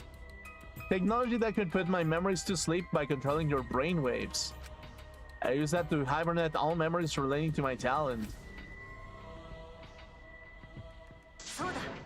Yes, I remember everything now. In order to escape the ultimate hunt, I erased my own memory. Wait, did you say ultimate hunt? Huh? マジかよ。 You guys too? So it wasn't just me getting chased down in the ultimate hunt. Yes, you were not the only one. No, we were being chased as well. We looked around at one another, each of us with the same shocked expression. What Kirumi said was true. We were all the same. We were all running from the ultimate hunt. つまり All of us were being chased by the ultimate hunt. What on earth does that mean? えっと。 Oh, wait, can somebody tell me what that is? I can't seem to remember. What is the ultimate hunt? ったくよ。 Jeez, how could you forget something so important? Alright, guys, the ultimate hunt is... Huh? What was it? Why can't I remember? えっと。 Can't either. I suddenly realized I cannot remember any important details of the ultimate hunt. そんな。 It's no use. I can't remember either. I can only remember being chased. I can't remember anything else after all. Yeah, no matter how hard I try, I can't seem to remember. 僕は行きたくなんてない。 Okay. みんなと一緒に死にたいです。 Ah. What was that? I want to die with everybody else? I remember saying that, but why did I say it? うーん。 It's no use. I can't remember either. ちくしょう。 This feels gross, like a shit that won't fully squeeze out. だが Even if we can't remember, we should still be able to figure something out. What do you mean? We're all running from the ultimate hunt. Then why are we imprisoned here? なぜだ？ Huh? Why? ひょっとしたら Would the reason be that we were caught by the ultimate hunt? Caught by the ultimate hunt? あの、 You mean we tried to escape by erasing our memories, but they found us anyway. And subsequently, we were captured as a part of this ultimate hunt. つうか、 And this killing game is... Yeah, it might be the work of the ultimate hunt. そうだな。 If that is so, then I am the more concerned about this ultimate hunt. でもでも。 But how disappointing. No one can remember anything. Yeah, what a disappointing disappointment. Quit laughing about this, you little shit. どうやら。 It seems losing him made a far bigger impact than we expected. え？ Him? え？ Rantaro. He seemed to know more than he let on. Hey, I have a question. This might sound a little weird, but does the term ultimate hunt ring a bell to anyone? ああ。 No, I do sort of remember him saying something like that. ふーん。 Our mild-mannered mystery man said that, huh? でも。 But then why did only Rantaro remember the ultimate hunt? あのさ、 There's no point discussing that now. After all, he's already dead. But if you truly wish to hear his words, I could perform a seance for you. Stop it! Don't bring up weird stuff like that, and why you're acting girly all of a sudden. 残念 Yep, that can be real heartless. おのれ Says the root of all evil. ぷぷぷ It looks like you guys safely got your memory back. おい What the hell's going on, you stupid ass bear? This ultimate hunt makes no goddamn sense. いや Looks like your sealed memories are more stubborn than I thought.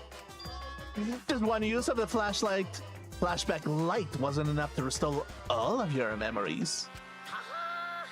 You're such a terrible liar. You totally did that on purpose. あのさ What connection do you have with the ultimate hunt? ぷぷぷ I can't reveal that. Perhaps, regardless of my true identity, my goal is clear, is still clear. And that is to make you guys participate in the killing game. That is my only desire. The killing game. That's what it always comes back to. ふざけないでください What? The killing game? I will never do that ever again.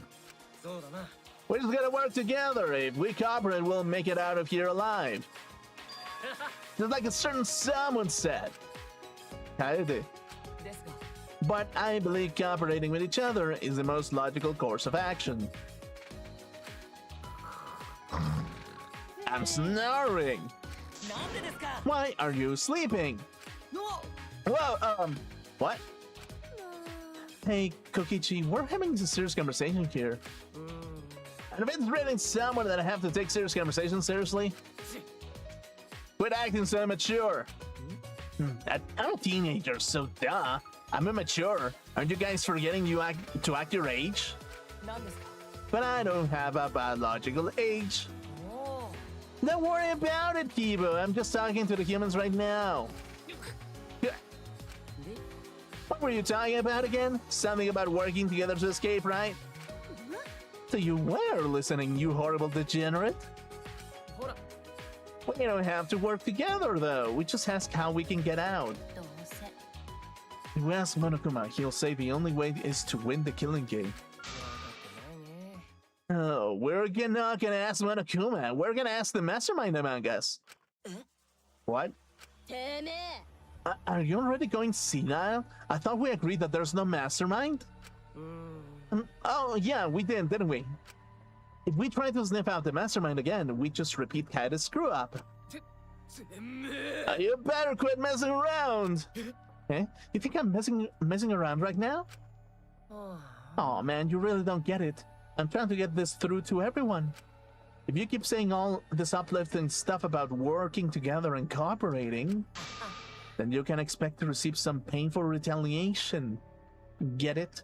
ちょっと What are you suggesting, Kokichi? いい加減にしろ Alright, that's enough. I'm going to slay him. の He's gonna punch me. I gotta make a break for it. Kokichi said his piece and then dashed as fast as he could out of the room. ち Damn, he is fast. まったく Jeez, what a strange god.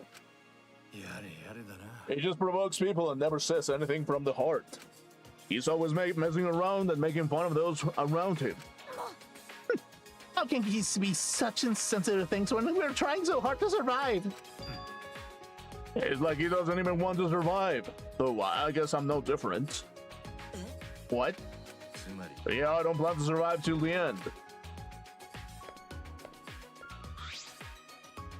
Ryoma, えっと you not plan to survive? What that mean? それは He has mentioned that before, that he has no reason to live. あ He doesn't have a reason to live? でも Poor Ryoma. Seems he's got a more tragic past than we could ever begin to imagine. あのな Yeah, but the Ultimate Tennis Pro shouldn't be saying such cowardly stuff. どうかしら Perhaps we should relax over a meal? Everyone, could you please tell me your favorite foods and beverages?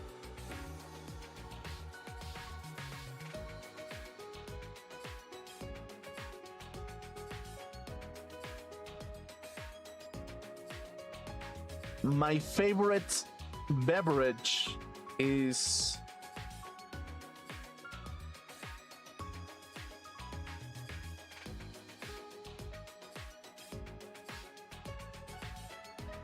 Actually, I didn't think about that. Tojo, my favorite beverage is I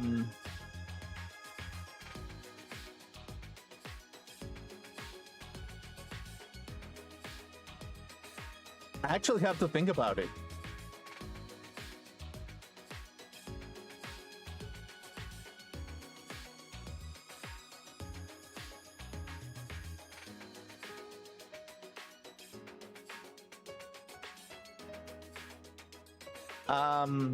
My favorite food is eggplant, and my beverage is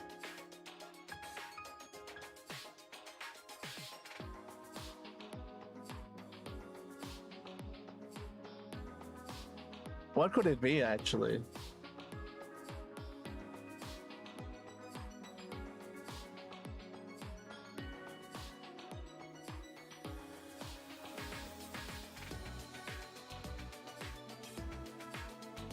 Eggplant and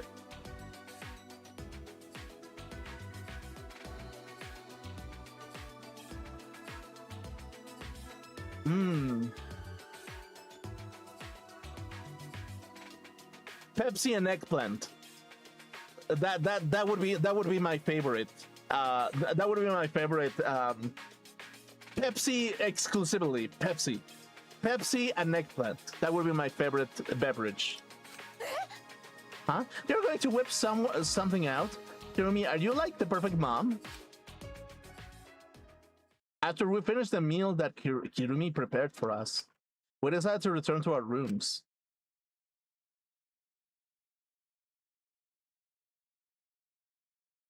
Oh my fucking god, actually. There are hidden monokumas around the Ultimate Academy. Maybe you'll be able to see. You've already seen one. You can collect hidden monokumas by investigating them. Your collection will be displayed on the shelf in this room, so get busy filling it. They're fun to look for when you want to take a little break from everything. Anyway, what is the ultimate hunt? It's still bothering me. And why did Rantaro know? But I suppose I won't get anywhere thinking about it by myself. Time for action. Yosh. There's still some time left today. I need to think of a plan. Okay.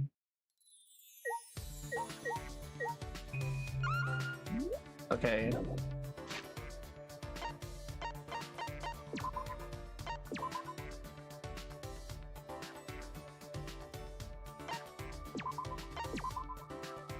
Dude, it's like...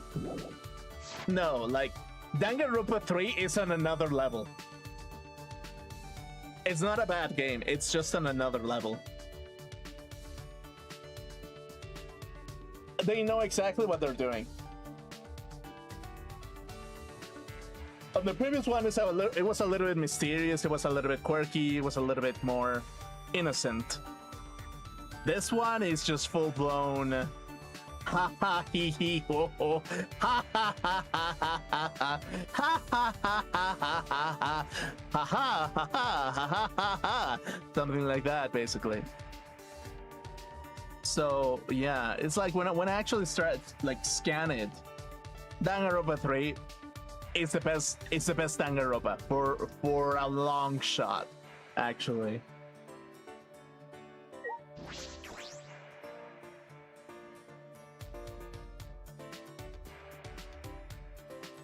Okay, so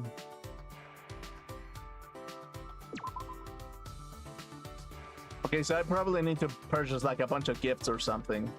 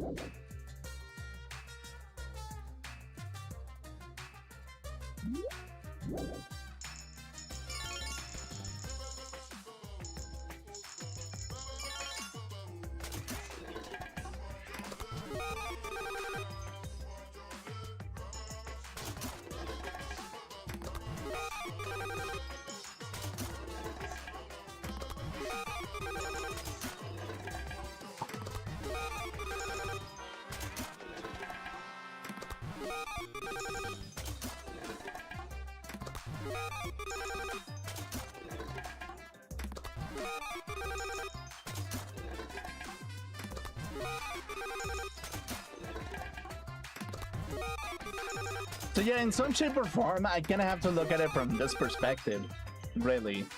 That it's like, what are the games people play to get the things that they want specifically? And it's like, when it comes to like psychology in general, I mean, me personally, I kind of feel somewhat victorious, basically, because like, you can say that, here's the funny part about the world in general, really, that is like, you can put a big titty girl in front of me, you can put 20 of them in front of me, and you can promise me the world and the moon and the stars along with them. But if their actions are, if there's no true action of compassion in some level or form, then there's no definitive answer as to what is actually happening. It's just an individual who doesn't really care at the end of the day, basically, what they're actually doing. And they're just there to be the most, you know, they're just there to be the victor of something specifically. And that's kind of like the thing when it comes to like the psychology of certain people, because they kind of show that sometimes it's more about who they can actually take out of the game so they can make people look bad as a consequence, basically. And it's like, that's kind of the thing, is like, okay, how exactly do you push things into a bad state? What is the prime objective of, you know, stripping the world out of like family values and replacing them with the American values of no family, like you have family up until 18 and then you're a monster that needs to go into the world and expose your body to get eaten off by the elite, basically. And it's like, when you look at it from that perspective, really, yeah, like that's literally what the ultimate hunt is to some degree, basically. The Americans are the ultimate hunt, to think of, if you think about it from some perspective.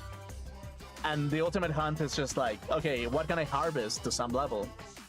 It's like, yeah. Or it's like, you can say the elite of any country is always looking for the ultimate hunt of something. And it's like, when you look at it from that perspective, it's just kind of like, you're gonna like tap your fingers around and you're like, okay, let's see if we can find someone who is strong enough, charismatic enough to fill the boots of what I'm looking for, basically. And it's like, yeah, they can be the greatest actor of all time, it can be the greatest leader of all time, it can be the greatest musician of all time, the greatest artist, the greatest healer to some level. And it's like, when you look at it from that perspective, it's just kind of like, yeah, is there a reason for you to demotivate people? Is there a reason to demoralize them in some shape or form? Is there some kind of condition that makes you be something that doesn't submit to anything? And it's like, to some level, if you don't submit to anything, what benefit comes out of me supporting you if you're not gonna submit to me in any shape or form? And it's kind of like, yeah, that's kind of the point. Like, when it comes to like freedom of thought, I know what people do. I know what you do. I know what you're doing. I know the stupidity that you shove inside of my brain, so your rule book applies to me. I know that you're trying to play Monokuma yourself. Why? Because I want to be Monokuma myself. That's kind of the thing. I idolize the image of Monokuma, not necessarily Monokuma himself. I'm the demon. I'm literally the demon himself. I'm the one-eyed demon myself. And because of that, it's just like, yeah, that's kind of the thing, really, when it comes to certain things.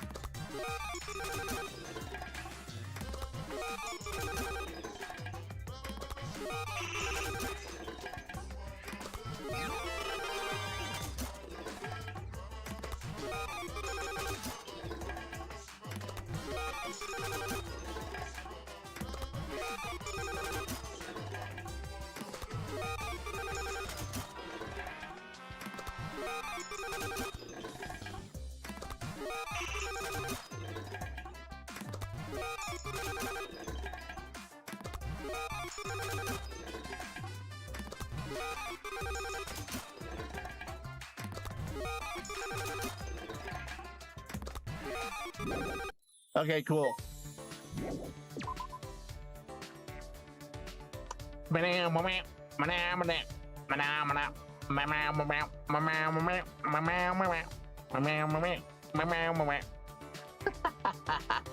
To some level, that's kind of what it is, really.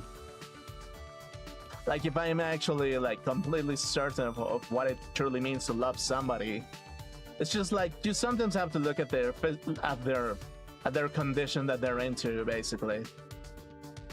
Like, specifically, you cannot give them everything. From what I've learned, you cannot give them everything. You really cannot.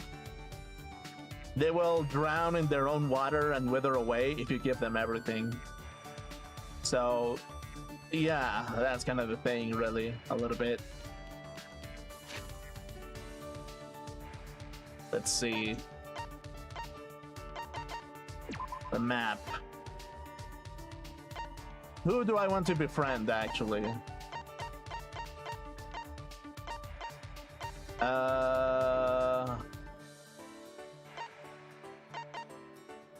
Mew, low-key, I want to befriend Mew a little bit.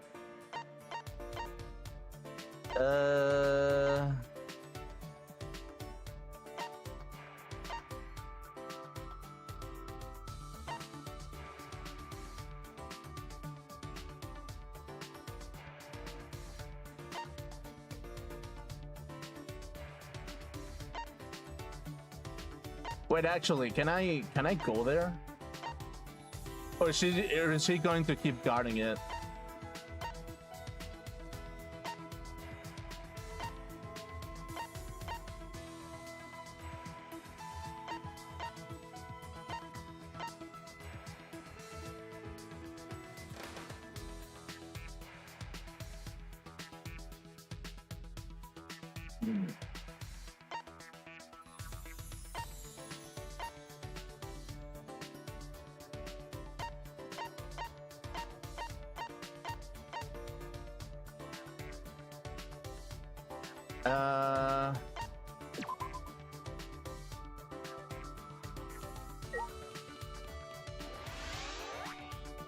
Low-key, I want to befriend Maki a little bit. Low-key. Let's see what Maki is all about.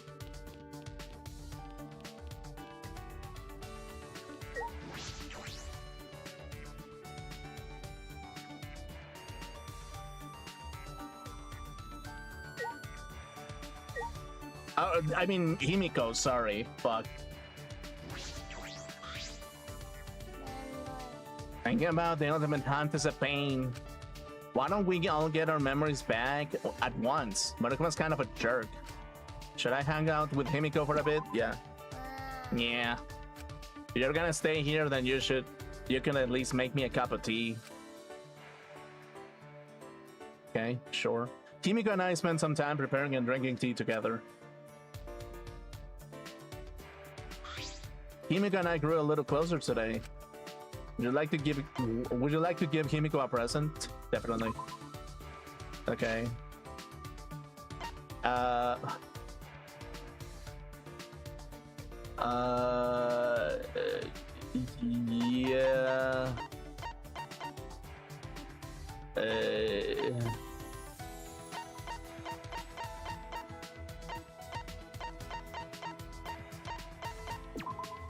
Yes. Offerings for the mighty Himiko. Yes, this will do. This thing has no magic. A gift from a mage should be magical, you know? Okay. So what is magical to Himiko, specifically? Yosh. Okay, let's think. What could be magical to Himiko?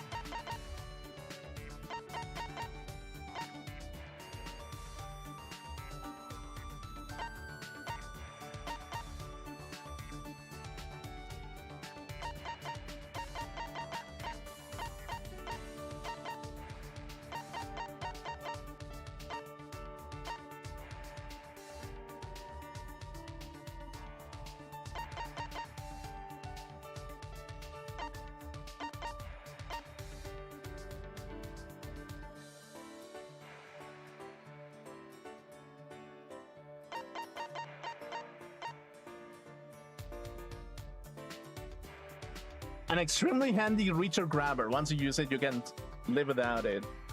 Okay. Someone's student ID.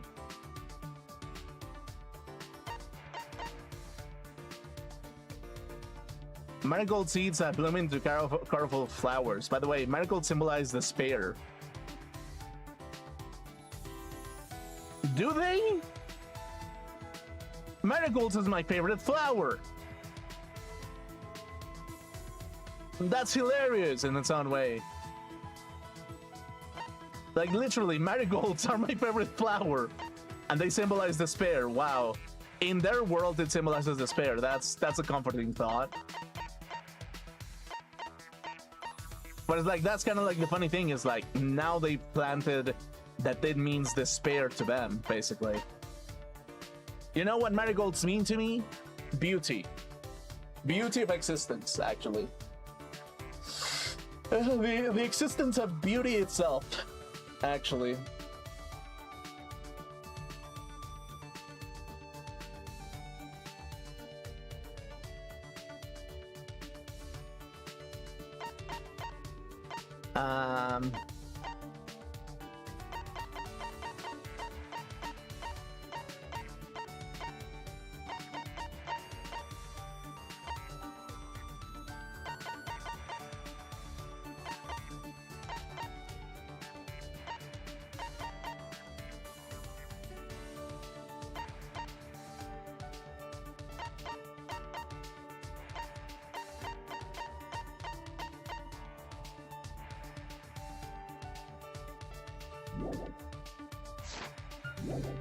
Oh, maybe the flower of floromancy will be good for Himiko, actually.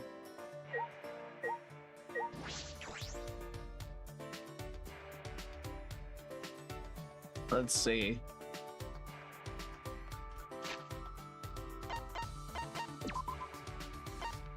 Oh, Himiko is on the bedroom, okay. Inside of the bedroom, okay.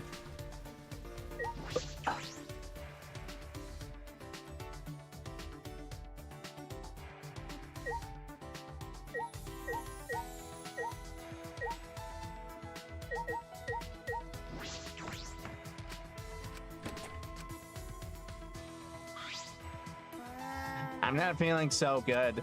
I think that flashback light was a bad influence on my magic. Yeah. Perfect timing. I'll save on some of your life force to replenish my magic. Don't worry, I won't kill you. I'm not a dark mage after all. Okay.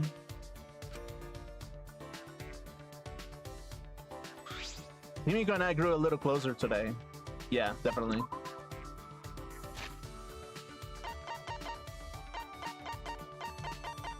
Let's go with this.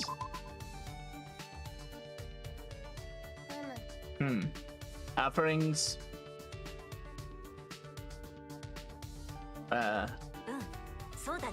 Offerings for the mighty Himiko. Yes, I don't know if that does something, but maybe it does. This thing has no magic. A gift from a mage should be magical, you know? Yeah. Himiko? Yeah. Himiko? What? She looks annoyed. Her glare is telling me to go away. If you don't want to talk to me, you could have turned me down. I'm too lazy to say no. I see. I've never met someone so thoroughly lazy. But that is strange. Hey, Himiko, why did you decide to be a magician? I'm not a magician. I'm a mage and I use real magic. Don't get it wrong. It's real magic, okay? You get it, right?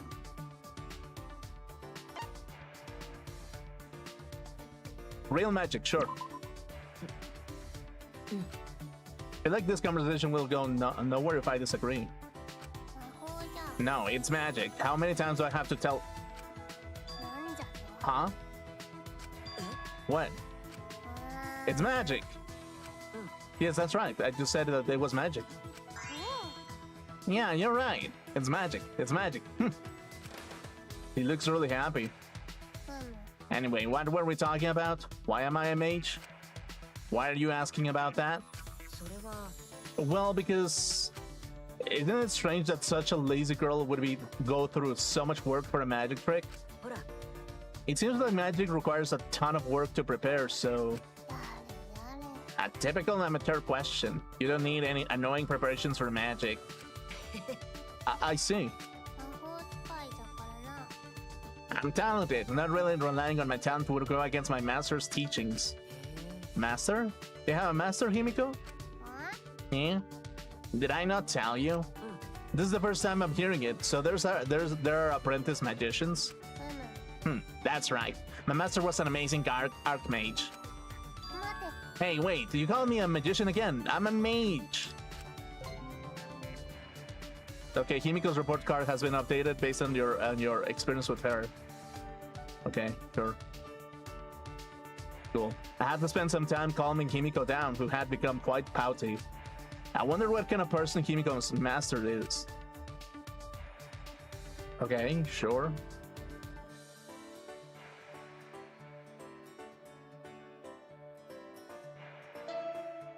Ding dong bing bong.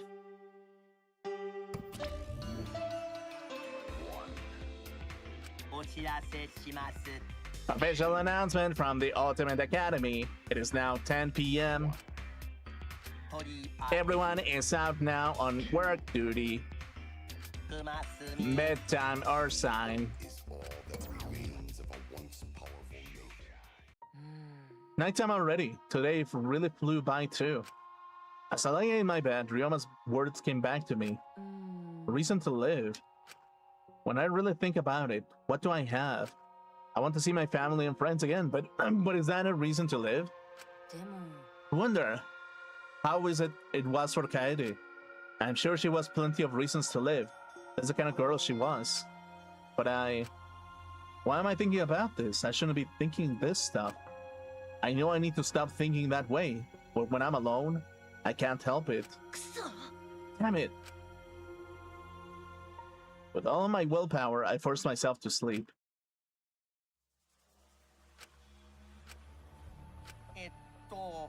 Is he sleeping? Yeah, he's sleeping. He's out like a light. You mean out like a light? それより Who cares? Just hurry up and leave the present so we can get out of here. Don't rush me. Jeez, it's dark in here. I can't tell which is which. Monokuma Theater. Okay. College entrance exams are a big milestone, on par with finding a job or getting married. Are you examinees out there working hard? When studying, focus on the most important. What's your focus on by throwing away all those comic books and video games? Oh, but spike tunes of games are fine. They're specially made to improve your focus. And burn those pictures of your girlfriend. You don't have time to indulge in good memories. But make sure you don't burn your actual girlfriend, because you'll go to prison for that. Prison might help you focus, but when you wouldn't be able to go, then you wouldn't be able to go to your exams. If you can focus at all, it's also good to confine yourself somewhere and study. Recommend confining yourself in an enemy's base. Yeah, it would be funny, wouldn't it? The thrill of studying in a place where you might get caught does wonders for your focus. Oh, and I also recommend studying in a disaster zone. The thrill of studying in a place where you could actually die. It does wonders to your focus. Oh, and I also recommend studying in the middle of your exams. The thrill of knowing it's too late to get any studying done does wonders for your focus. With my advice, you'll beat the competition, so get out of there and do your best. Okay, that's funny.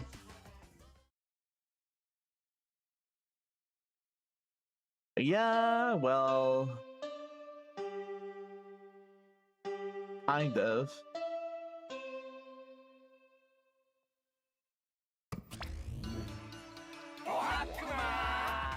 Rise and shine, or sign Kuakuma to you, fuckers!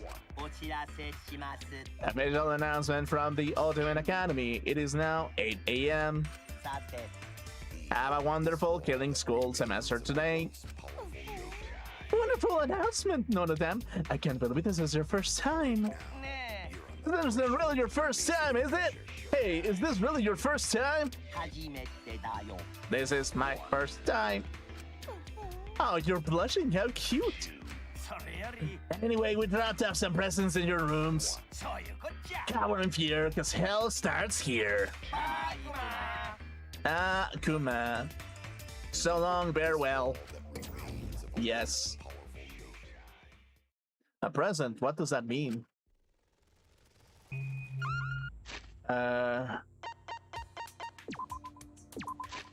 Okay, I guess we can save it and discuss a little bit what the game was all about at this point.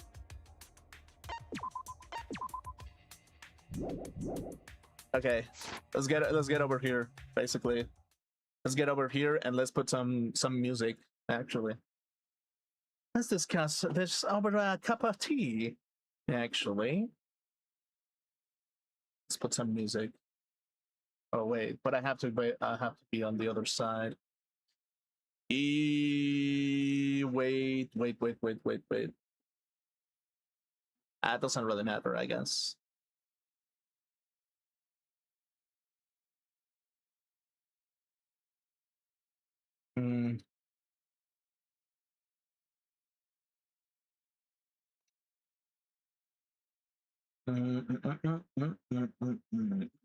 Let's see, what music can we actually put? Not this.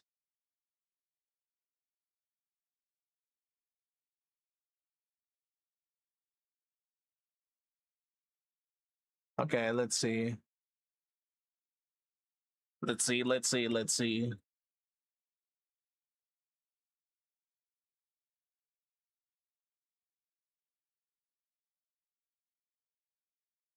We can do this one actually.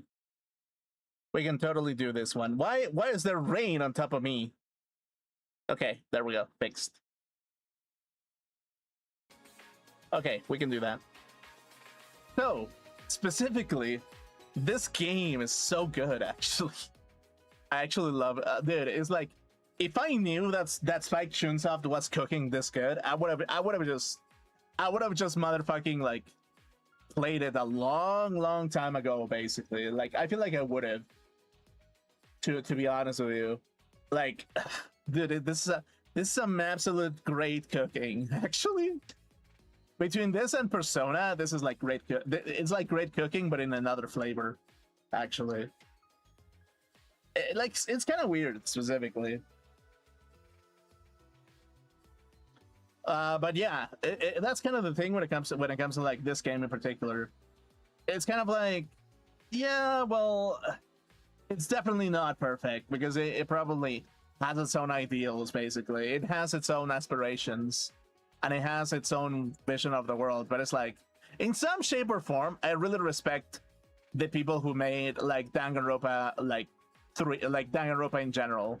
Like, I definitely respect what they're all about. Doesn't necessarily mean that I'm gonna get full support. Well, that there's gonna be full support over something, even if I even if I really like it.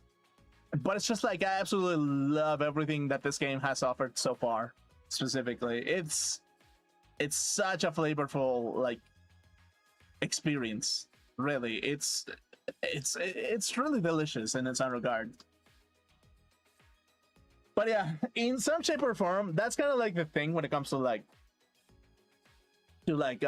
demoralizing to some level, basically, because like sometimes I actually wonder if Americans were too scared of Mexicans or at some point, so much so that they put someone in power that they were trash talking them 24/7. Like, is that really what it was basically back in the day? And it's like, that's very possible, actually. So much so, yeah, it could be possible because it collided with their worldview.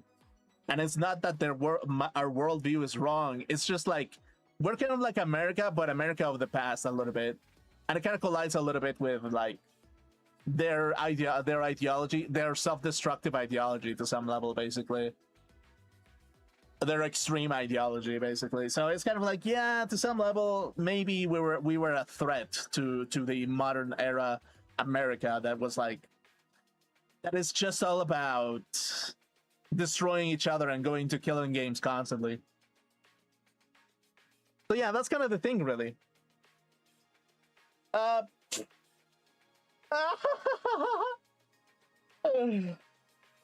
Yeah. But I mean, I still enjoy the game itself. I still enjoy the game itself because it has made me realize what I'm up against to some level, actually. Yeah, because like it's not that I necessarily entirely agree with everything that people say, basically. And it shows that they're not like their attitudes towards certain things is just not like it's just not functional, basically, or it's like, or maybe it is functional, but they just drop the right candy for the right people, which is kind of like it's kind of like a little bit nasty if you look at it from that perspective, really. Like it can be really fucking nasty from certain perspectives in particular. Yeah. So yeah, that's kind of the thing a little bit.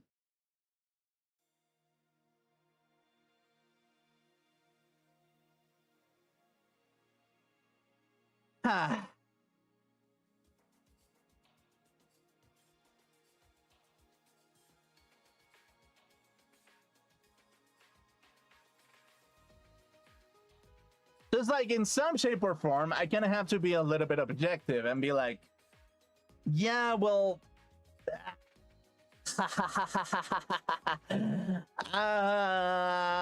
yeah, like for some level, really, it's like, it makes sense from a Mexican perspective, really. Like, to have like a fulfilling life with a family-friendly kind of, well, with family values seems kind of like a good thing to have, basically, but it just doesn't really push for anything that interesting to happen to some level. And if you do, it's gonna be super fucking giga crazy, basically. So yeah, that's kind of the thing. It's like, in some shape or form, we have our own way of fighting, in particular, basically. Like that's basically what it is, really. It's like, we do fight, it's just that we're not super like weird about it, like the Americans do, basically. We're just kind of like, yeah, I mean, yeah, kind of. But it's like, the reasons why I say this is because I low-key care about the Americans, and they're getting fucked way too hard, basically, on certain things, really. And I kind of get it, really. I kind of get it. So yeah, specifically, that's kind of the thing, really. That's kind of like the thing sometimes of like the reality that we live in 2026 after 2019, after 2016, after 2015, after 2012, after 2008, after 1994, after so many things. It's just kind of like, when I like psychoanalyze the American mind, it just kind of makes everything look like an absolute disaster of like chaos unveiling itself constantly without any particular like functionality over everything. And it's just like, yeah, it's kind of like a very, very divided America that is just like that. They want America to be divided because that's the whole that's the whole fucking point of a divided America. You can get competition, you can get people fighting each other, and you can go into the school bathroom and see Tyrone fight against the Jew kid that has a big nose and a big dick. Basically, it's just like, that's kind of the thing. That's kind of like the thing about the American people that kind of have a little bit. That is just like, yeah, no. It's a little bit nasty. I'm not too in favor of it, but I get why they do it to some level, really. Like, I do get it. But it's just like, I just wish that the universe of humanity didn't have to go through that type of scenario. And just be like, okay, you want to go through a coliseum of life? Okay, that's cool.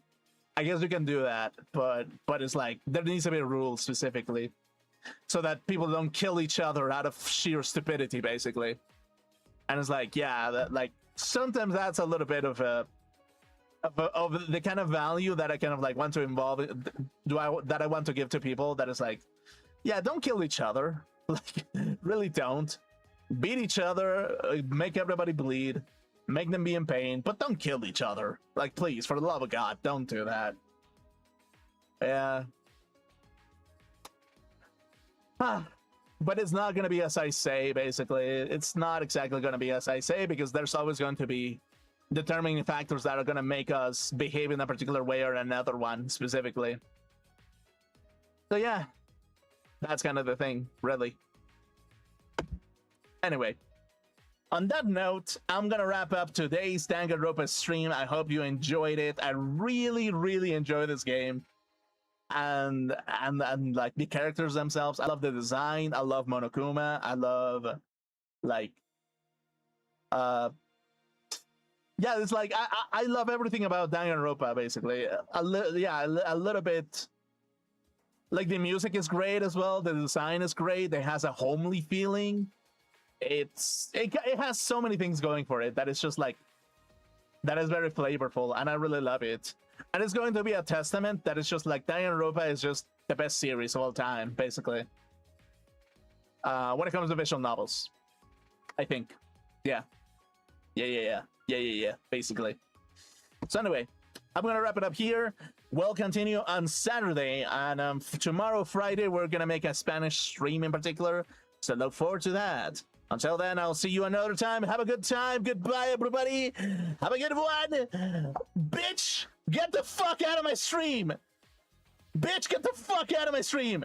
Otherwise, I'm gonna spit in your stupid mouth. Bye.